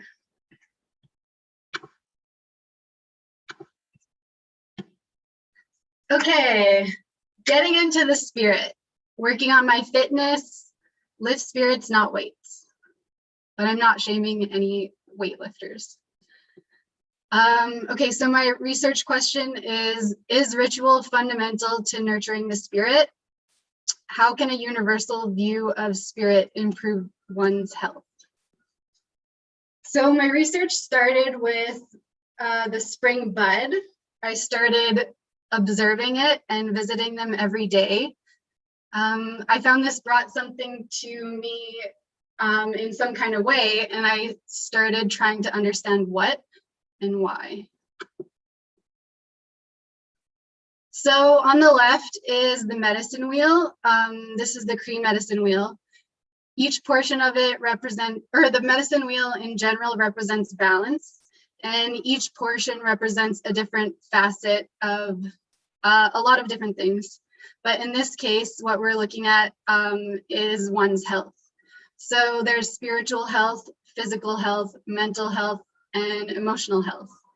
And keeping all of these things in good order means that we are whole as a human. So I was trying to understand the correlation between this spiritual practice that I was partaking in and this program, and then also change, which is something that we're all invested in some way or another. I came across this quote in my research by Leanne Bettis-Amostake Simpson. When resistance is defined solely as large-scale political mobilization, we miss much of what has kept our languages, cultures, and systems of governance alive. We have those things today because our ancestors often acted within the family unit to physically survive. This quote is specifically in relation to Indigenous resiliency, but what I took from this is that change can feel immobilizing when you're looking at it on a grand scale. So I started to think on a smaller scope and what impact it could have on an individual scale. So some of the other things I learned from the research and from the lectures that we engaged in is that a people is most susceptible to totalitarianism when in a state of fear. And this was introduced by Dr. Samantha Hill on her talk on Hannah Arendt. And then something by Resmaa Menakem. We are in a state of fear. When we are in a state of fear, our vagus nerve activates our stress response functions. So the fight, flight, or freeze response. And when our stress response functions are active, compassionate thought or action is disengaged. So ultimately, if we are in good health, we are more capable of compassionate change, and spiritual health is essential for good health. So what I wanted to do, because the word spirit itself has been largely presented, I guess, by Christianity and Catholic, or just organized religion in general. I wanted to decolonize the spirit. So I started investigating spirit on my own terms. I started participating in rituals and doing different things in nature that made me feel more connected. I'm a jeweler, so I created this piece called Spirit Medicine. It has cedar, which is one of our sacred medicines, and it has sticks and rocks, which kind of acted as tokens in my spiritual experience. The rock is made to hold, as that tactile portion of it is important, and the piece was made to balance on the body, to represent balance with the body. So from there, I kind of started thinking about how spirituality and rituals existed for people who don't participate in religion. I interviewed some people in the Secular Humanists of Calgary group, and asked them what kind of rituals they participated in and tried to create a portrait of their spirituality. So this is Atheist 1, who described their spirituality. Oh, I guess I should say that I reframe spirituality in terms of moments of connection with ourselves, with our environment, or with the people around us. And Atheist 1 felt those moments both in nature and in the shower when you kind of have moments to yourself without technology. So this is an installation piece. Atheist 2 talked about their spirituality as taking place in moments of mundane tasks, so like washing dishes. And this person talked about the ideas that come to you existing as a bloom. This person was also very invested in poetry and saw that as a spiritual asset of themselves. So these images kind of incorporate all those elements. They also talked about connection with nature, so that's, yeah, part of it too. And then Atheist 3 talked about their spirituality as being associated with bubble baths. And I don't know if I'm allowed to say this because it's trademarked, but playing a particular game that involves spiking a ball with the people around them. So I created this brooch to represent, or close to the heart, because those are things that are close to the heart. So yeah, that's my whole thing. Ta-da! And now we will be hearing from Karen. So Karen is, well, speaking of lifting spirits, she has kept our group's spirits high throughout this whole process and always joins in with her mischievous smile, ready to challenge some kind of thing. So Karen, take it away. Hi, everyone. Thank you for the introduction, Kayla. Before I begin to speak, I want to thank everyone, and especially my fellow researchers, for this whole journey and how much I learned from each and every one of you. And to actually begin talking about my project, I need to talk about São Paulo, which is the city I live in. And for that, I want to walk through it with you. In São Paulo, the civil construction never stopped during the pandemic, while other forms of work were adapted to online formats and rethought. The so-called empty streets remain being of use by civil construction workers, street cleaners, and delivery carriers, sustaining this feeling of normalcy in the middle of a crisis. In the current urban narrative here, construction and maintenance are seen as the drivers of development and growth, and the main focus and belief system of a successful city. We are walking through Rua Cardeal Arco Verde, which was the main object of my project. In many ways, it has nothing of special, but in very small ways, it has many things that make it special.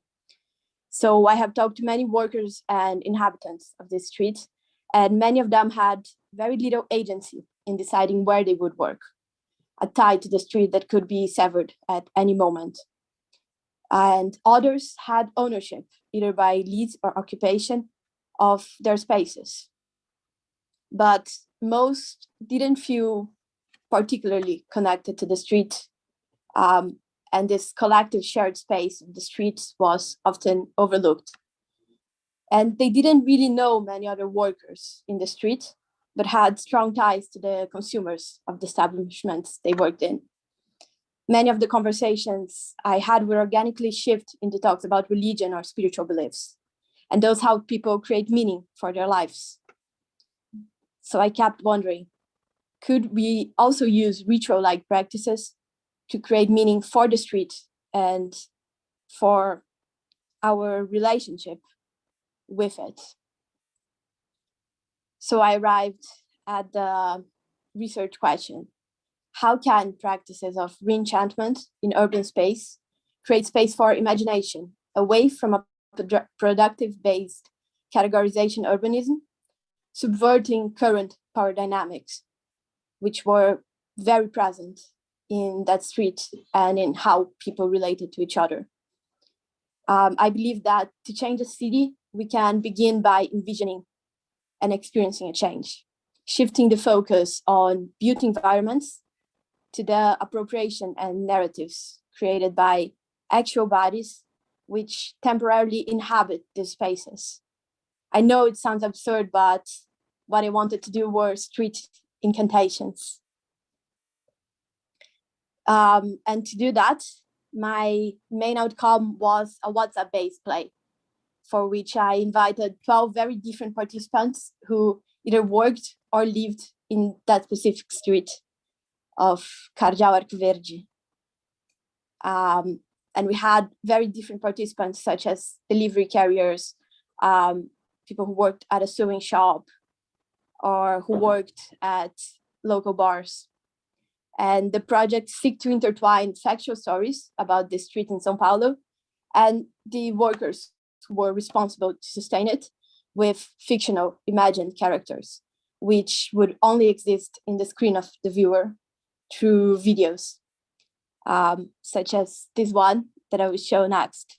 And many of these videos engaged with the objects in the street in a symbolic way, trying to question what is the way that we engage with this physical space, and is there some sort of spirit that is controlling that?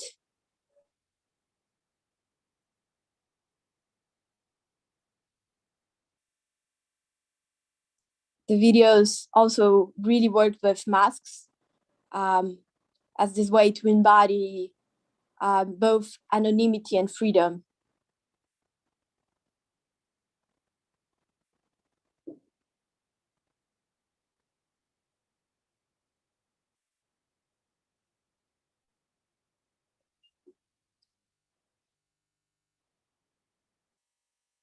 And there were other videos such as this one, with the aim of creating a dissonance between what is seen, what is real, and what is imagined. And for that, there were tactics of enchantment involved, such as the creation of totems using either biscuit or clay, which I did during my conversations with workers on the street. And here we'll have an image that I did with Neji, who worked at a sewing shop on the street. And this was the figure that she wanted to call into the street. And for this project, I also tried to reimagine what could be street archetypes, what could symbolize basic elements of a street. And for that, I used the idea of a memorial, and as this place that carries a specific feeling and carries it forward. And for that, that was very symbolic, Escadão Marielle, which is the staircase which got appropriated with the image of Marielle, which was a political Brazilian and a human rights activist. The archetype of the celebration as what brings people together and what creates a moment. And for that, I found this YouTube video of the celebration that used to work to happen before the pandemic in that street, which gathered a lot of people. And when you saw this video, it really matches the empty space that you would be seeing if you're watching it on the street. And lastly, the archetype of the time capsule, as to symbolize what from the past continues to influence the place that we are in right now. And for that, I found this kind of a time capsule online in which this person registered this house that used to exist in the street and that now doesn't exist anymore. It got torn down to become a building. And in the comments of this page, people it actually created this chronology of when it got torn down, and it showed how much people cared about this change that was happening. So over a period of 2 years, people register and people come and say that when the house was demolished, and that like now they are figuring out what the house was, because it happens so quickly, changes in the street, that it's very easy to forget. And lastly, for the yes, and then I also uncovered old photographs of this street, which were also used in the play. And lastly, for the play, we used event scores, which are these invitations for you to do something which changes your perspective. So inviting players to have this active role, such as 1, look around, searching for all the marks you can find of the passing of people through the space. 2, imagine all the marks were made by the same person. And 3, write who you imagine this person to be. And the work is a constantly evolving process, which plays with this relationship between actual physical interventions, autobiographical narratives, identity, and collective storytelling. How far do power structures and urban narratives control how we perceive a space and what we believe we are able to do in this space? Are we able to reimagine our roles in such spaces? And most of all, the project seems to question, can something as ephemeral as a walk through a street mean as much as a huge construction site? And maybe for 45 minutes on a Wednesday night, while the play was happening, maybe it did. And during the play, many people participated, reflecting back the questions and sharing their insight. So this is a photo of that one guy took of this other guy who was taking a photo of the street and what meant for him on the street. There's another image of another of those performative interventions. And last, there was this answer that someone sent to the event score that I shared earlier. So this was the street incantations. And now I'm back here, and and now I'm really happy to introduce the next researcher. They have been a constant source of inspiration because of the way this person really owned their project and their opinions, and how they brought Istanbul and all of the word shit actually into discussion, constantly reflecting on all the content that we were fed. They were the person who actually crafted the expression virtually holding hands and screaming together. And Irem really held her hands and really screamed with us. So Irem, I'm really happy to pass the ball to you. Thank you so much for your kind words, Karen. So I'll share my screen. So when I think about my relationship with faith and religion, the first thing comes to my mind is a horrifying parable that my grandmother told me. She's a Haji, meaning a pilgrim. She visited Mecca and she's quite religious, and she told me a lot of stories like this when I was a kid. And this time I was 8 when she told me this, and for 20 years it has been sitting deep in my subconsciousness, because it's an eschatological myth that has been living inside me, waiting to be unraveled for these years. And I was also thinking about learning pole dancing through the second week of the program. It kind of like during the lectures, it hit me that I might use pole dance to embark on a journey to into the trauma initiated with this parable and reenacting it. So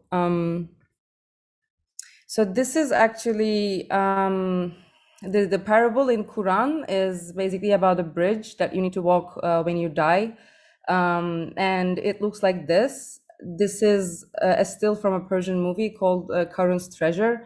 Kudos to Amir for that. And I used it to help you to visualize it. And basically, it's sharper than the edge of a sword and thinner than a strand of a hair, which actually gave the title to my project. And if you are a good believer on Earth, it's going to be easier for you to pass it, but it takes thousands of years to pass, and there's fire below, and it's waiting for you to punish you. And if you pass the bridge, you reach heaven, and your limbo ends. So since this bridge freaked me out and horrified me for years, and also it's about binaries that I put on the screen here. I wanted to challenge them. And the essential principle of pole dance is to spin around a thin, solid structure. And I was also interested in the circular movements because it recalled fluidity to me. And I asked this question here for my research: what is the role of practicing pole dance to translate and transform an Islamic parable which contains intimidating and binary structures? And I started to take pole dance classes in the second week of the program, actually third, in a studio located in Istanbul. In this studio, women and LGBTQ plus individuals from various ideological and socioeconomic backgrounds come together and practice pole dance regularly. These people define this place as a safe and private place, detached from the conservative and misogynist reality in our country. And I was also dealing a lot with fear, the emotion of fear, and the overarching themes of Islamophobia, coming from such scary stories and practices of Islam. And on the opposite side, you have slut shaming coming from the stigma around pole dancing. So I also researched on the history of pole dance, and I found out that it started 800 years ago as a partially spiritual practice. So it got me really interested, and I started to draw connections there. And throughout the program, I continued my classes and observed my own thoughts, emotions, and experiences. I didn't expect this much pain and sickness coming from it, to be honest. And I was definitely not comfortable with my half-naked body. And I kept questioning my flexibility, my capability, my strength, and thought about dropping actually quite a few times. And my hands were really slippery because they were really sweaty. So I wasn't really confident on the pole doing the poses. And I bought magnesium powder to get a grip. And I also had a lot of support from my friends and the cohort. So I kept going. And after 5 classes, I shot a reenactment video. And these are the people who helped me doing it, the faces that you see on the screen. One of them is the founder of the institution, and she helped me with the choreography. And the other friend of mine helped me with the lights and camera. And I also have another friend who composed a track for me. And as you can see, we made everything from scratch. And I liked it a lot that it's really low quality and a bit trashy. So I played and improvised a lot while making this video. I played with the lights with 2 colors, blue and red, representing this binary.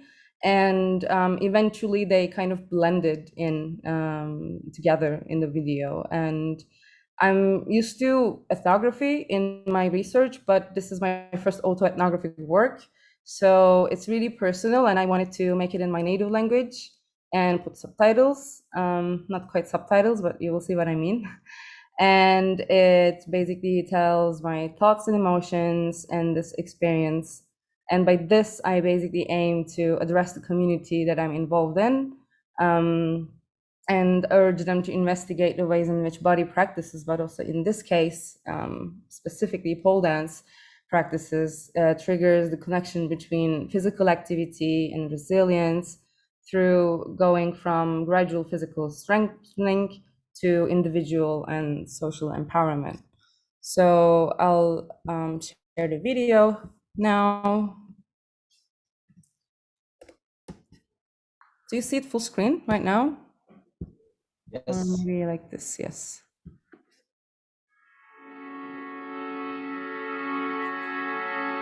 Soğuk. Aşağısı sıcak. Beni korkutuyor. Ve acıtıyor. Çok. Yani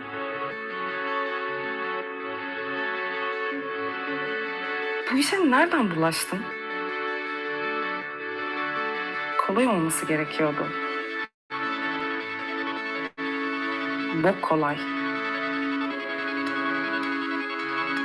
Kayıyor.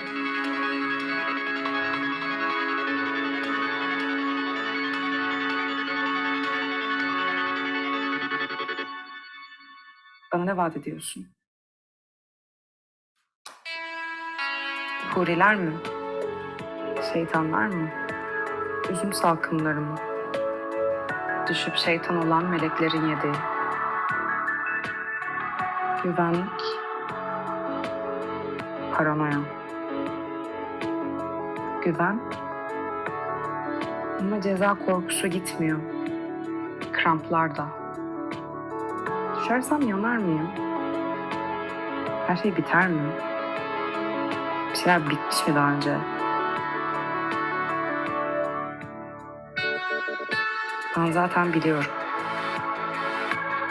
Üzümlerin tadını da, yanma hissini de. Hep buradaydı.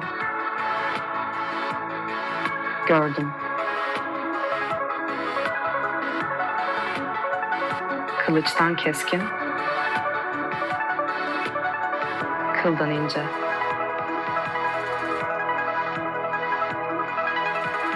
Bu bir köprü değil. Geçiş de değil.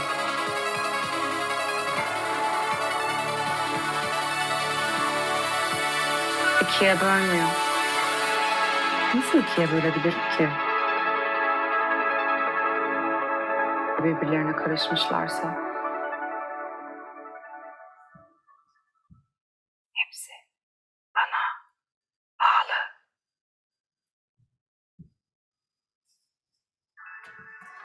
Güven. And here it is.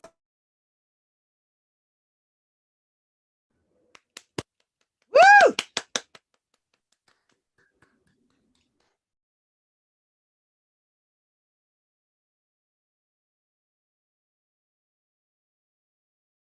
Sorry, I forgot to introduce the next and last researcher. So I think her and me are going through a very similar path in our lives currently, and she inspires me so much with her strength. And she actually saved my ass a couple of times during the program, I gotta admit. So here is Teresa and her research.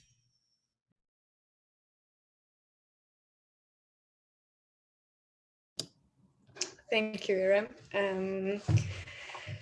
That was very sweet. And I'm super proud of you for that. It's looked amazing. And yeah, I have tears in my eyes, which is not so hard to achieve, but but yeah, so here we are at the end of the 3 months. And I would also love to just say a huge thank you to everybody before I show you what I've made and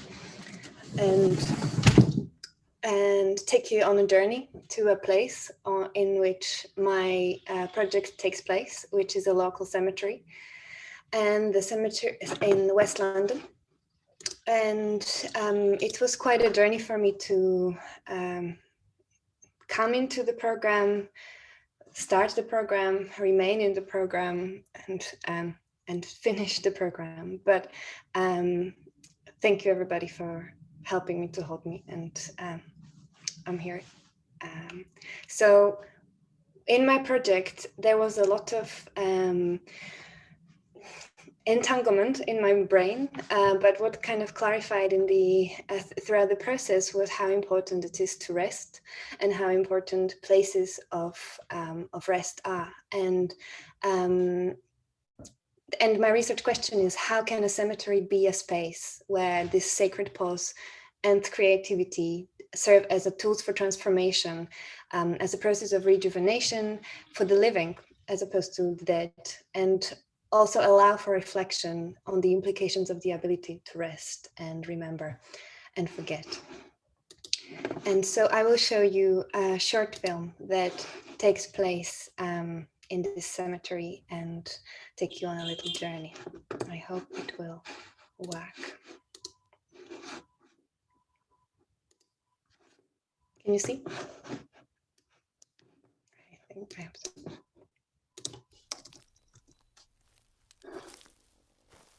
I have always been attracted to the ephemeral. I have always been searching for it. So it is no wonder that when contemplating on the supernatural and the sacred, on spirituality, I first stumbled upon the string theory and the universe with its parallel realities and parallel truths. Another drive of mine is always the human heart and our relationships and attachments. The care and love we hold for others, and hopefully for ourselves too. At the beginning, I was driven by trying to decipher and understand better these entanglements of family and relationships, of love and of the self. The entanglement took me to the roots and family trees, as I was going to this local cemetery to find some respite, to find some rest. The cemetery isn't really used as a cemetery as much these days anymore, and it is a beautiful place. Old trees and long grass and wildflowers. It connects the tube station with the hospital, so it is always filled with people, either walking by or on their lunch breaks, or Deliveroo drivers waiting for the hunger's rush hour. And I was here that I realized one day that actually all my research, my ideas, all the things that I'm interested in are in a way entangled and embodied on the ground of the cemetery. It is local, and it is a place where I would go in moments of joy or sadness, in moments of grief, but not just the grief of passing, but also the grief of feeling. And so I decided to focus my research and establish a collaboration with the cemetery itself. I found out that there is a local charity, Friends of the Mark Ravine Cemetery, who are taking care of its grounds, of its historical elements, and of the nature, and that there is also a community around it. They meet every Sunday at 11 o'clock to do some gardening together. They take care of the trees, they take care of the weeds, they plant new seeds, and so I joined them. It was an escape from my grief to a grounding moment to ground myself with the soil, the earth, the dirt.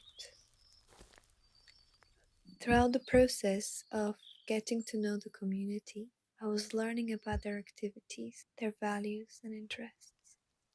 One of the things in their mind is organizing a tree walk, and that inspired me to volunteer to create this map.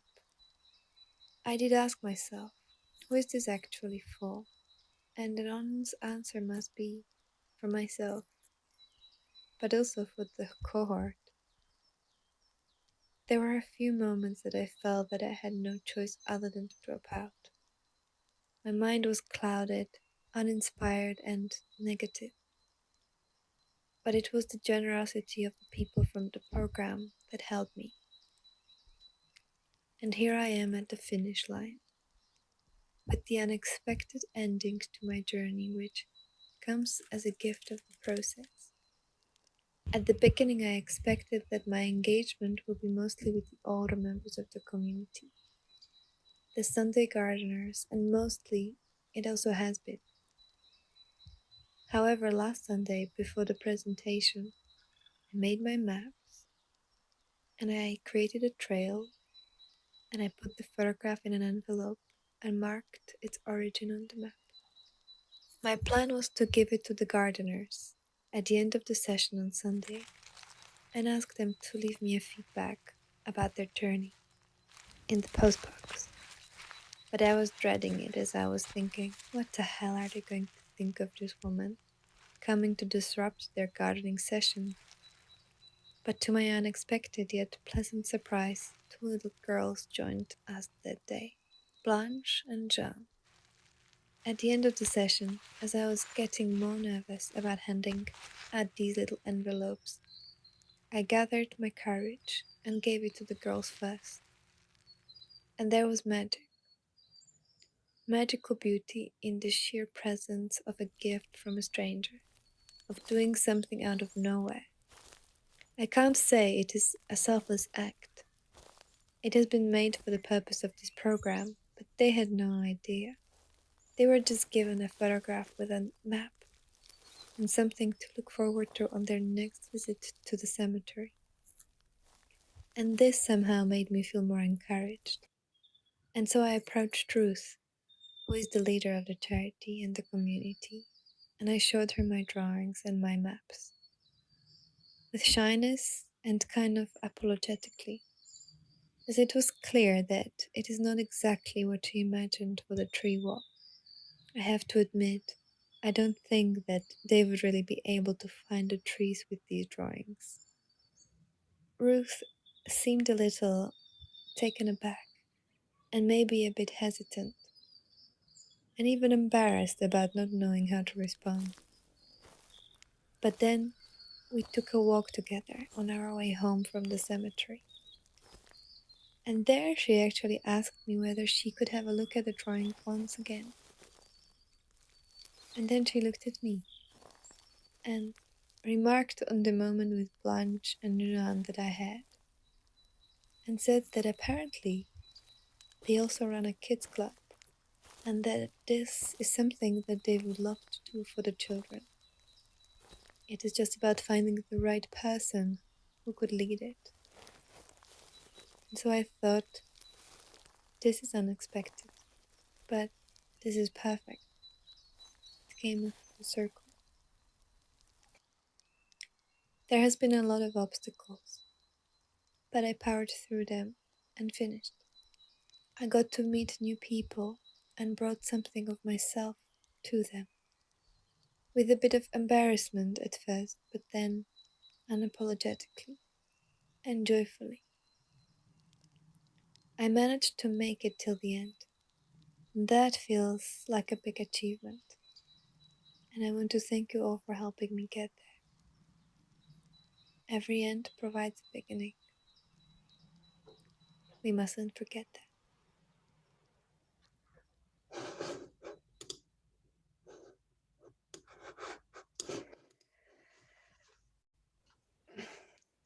Thank you. I want to say that I really do believe that this ending truly provides a new beginning. Beginnings never get easier, but we do get stronger. I want to believe that one day we will fly across the land and oceans and meet each other. And that when that beginning comes, it will feel like a déjà vu. Safe flight, fellow butterflies. I believe in you.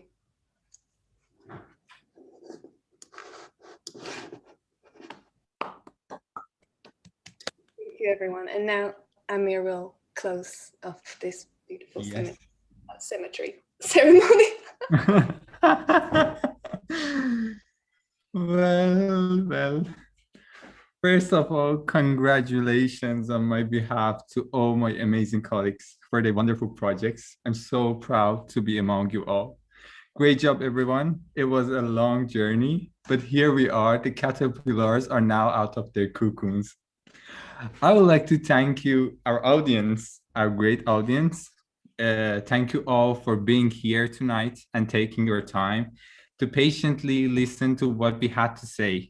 I would like to thank all the wonderful people who accompanied us in this journey, the University of Underground, the staff, Victoria, Adam, Carol, and all others. our amazing tutors who inspired us with every single words they said. And a huge thanks to the chairwoman, I want applauses, the chairwoman of the University of Underground, Nelly, for all her smiles and angers. You all know her, so you know how amazing she is and how hard it could be to describe such a source of energy.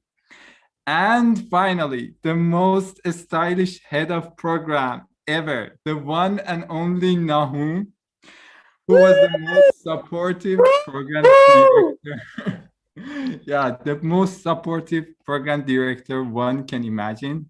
Thank you so much, Nahum, for being there whenever we need it. I don't want to take much time, but I want to believe that, as Teresa said, every end provides a beginning. No more extra words from me, but let me finish the program with a poem from Adam Zagajewski. The day was mild. The light was generous. The German on the cafe terrace held a small book on his lap. I caught sight of the title, Mysticism for Beginners.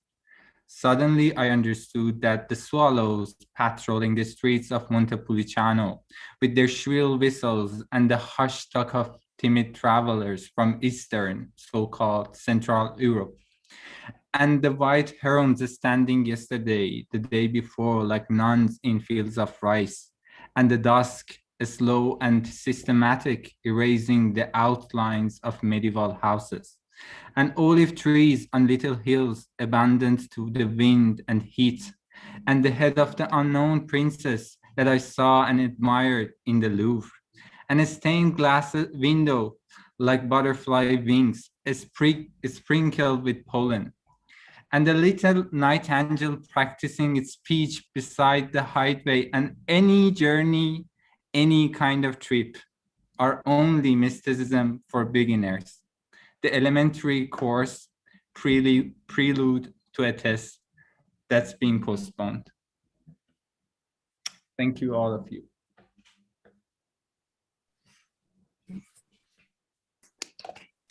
Thank you so much, Amir, for those words. I just wrote, I am so proud of all of you. And also, as I wrote, thank you so much for making me become a student again. As much as you learn from this course, I learned a lot from you. And I'm really humbled for that experience and for opening yourself and sharing your processes and your creativity and your curiosity and your kindness. So my beloved cohort, a big round of applause to all of you. Yeah. Well done. Unmute yourselves and let's hear that applause. Hey. Yes, yes, yes. We are all believing now.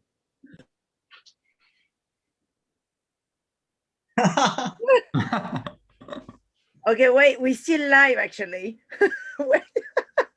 It's like the end is still the new beginning. There you go. That's it.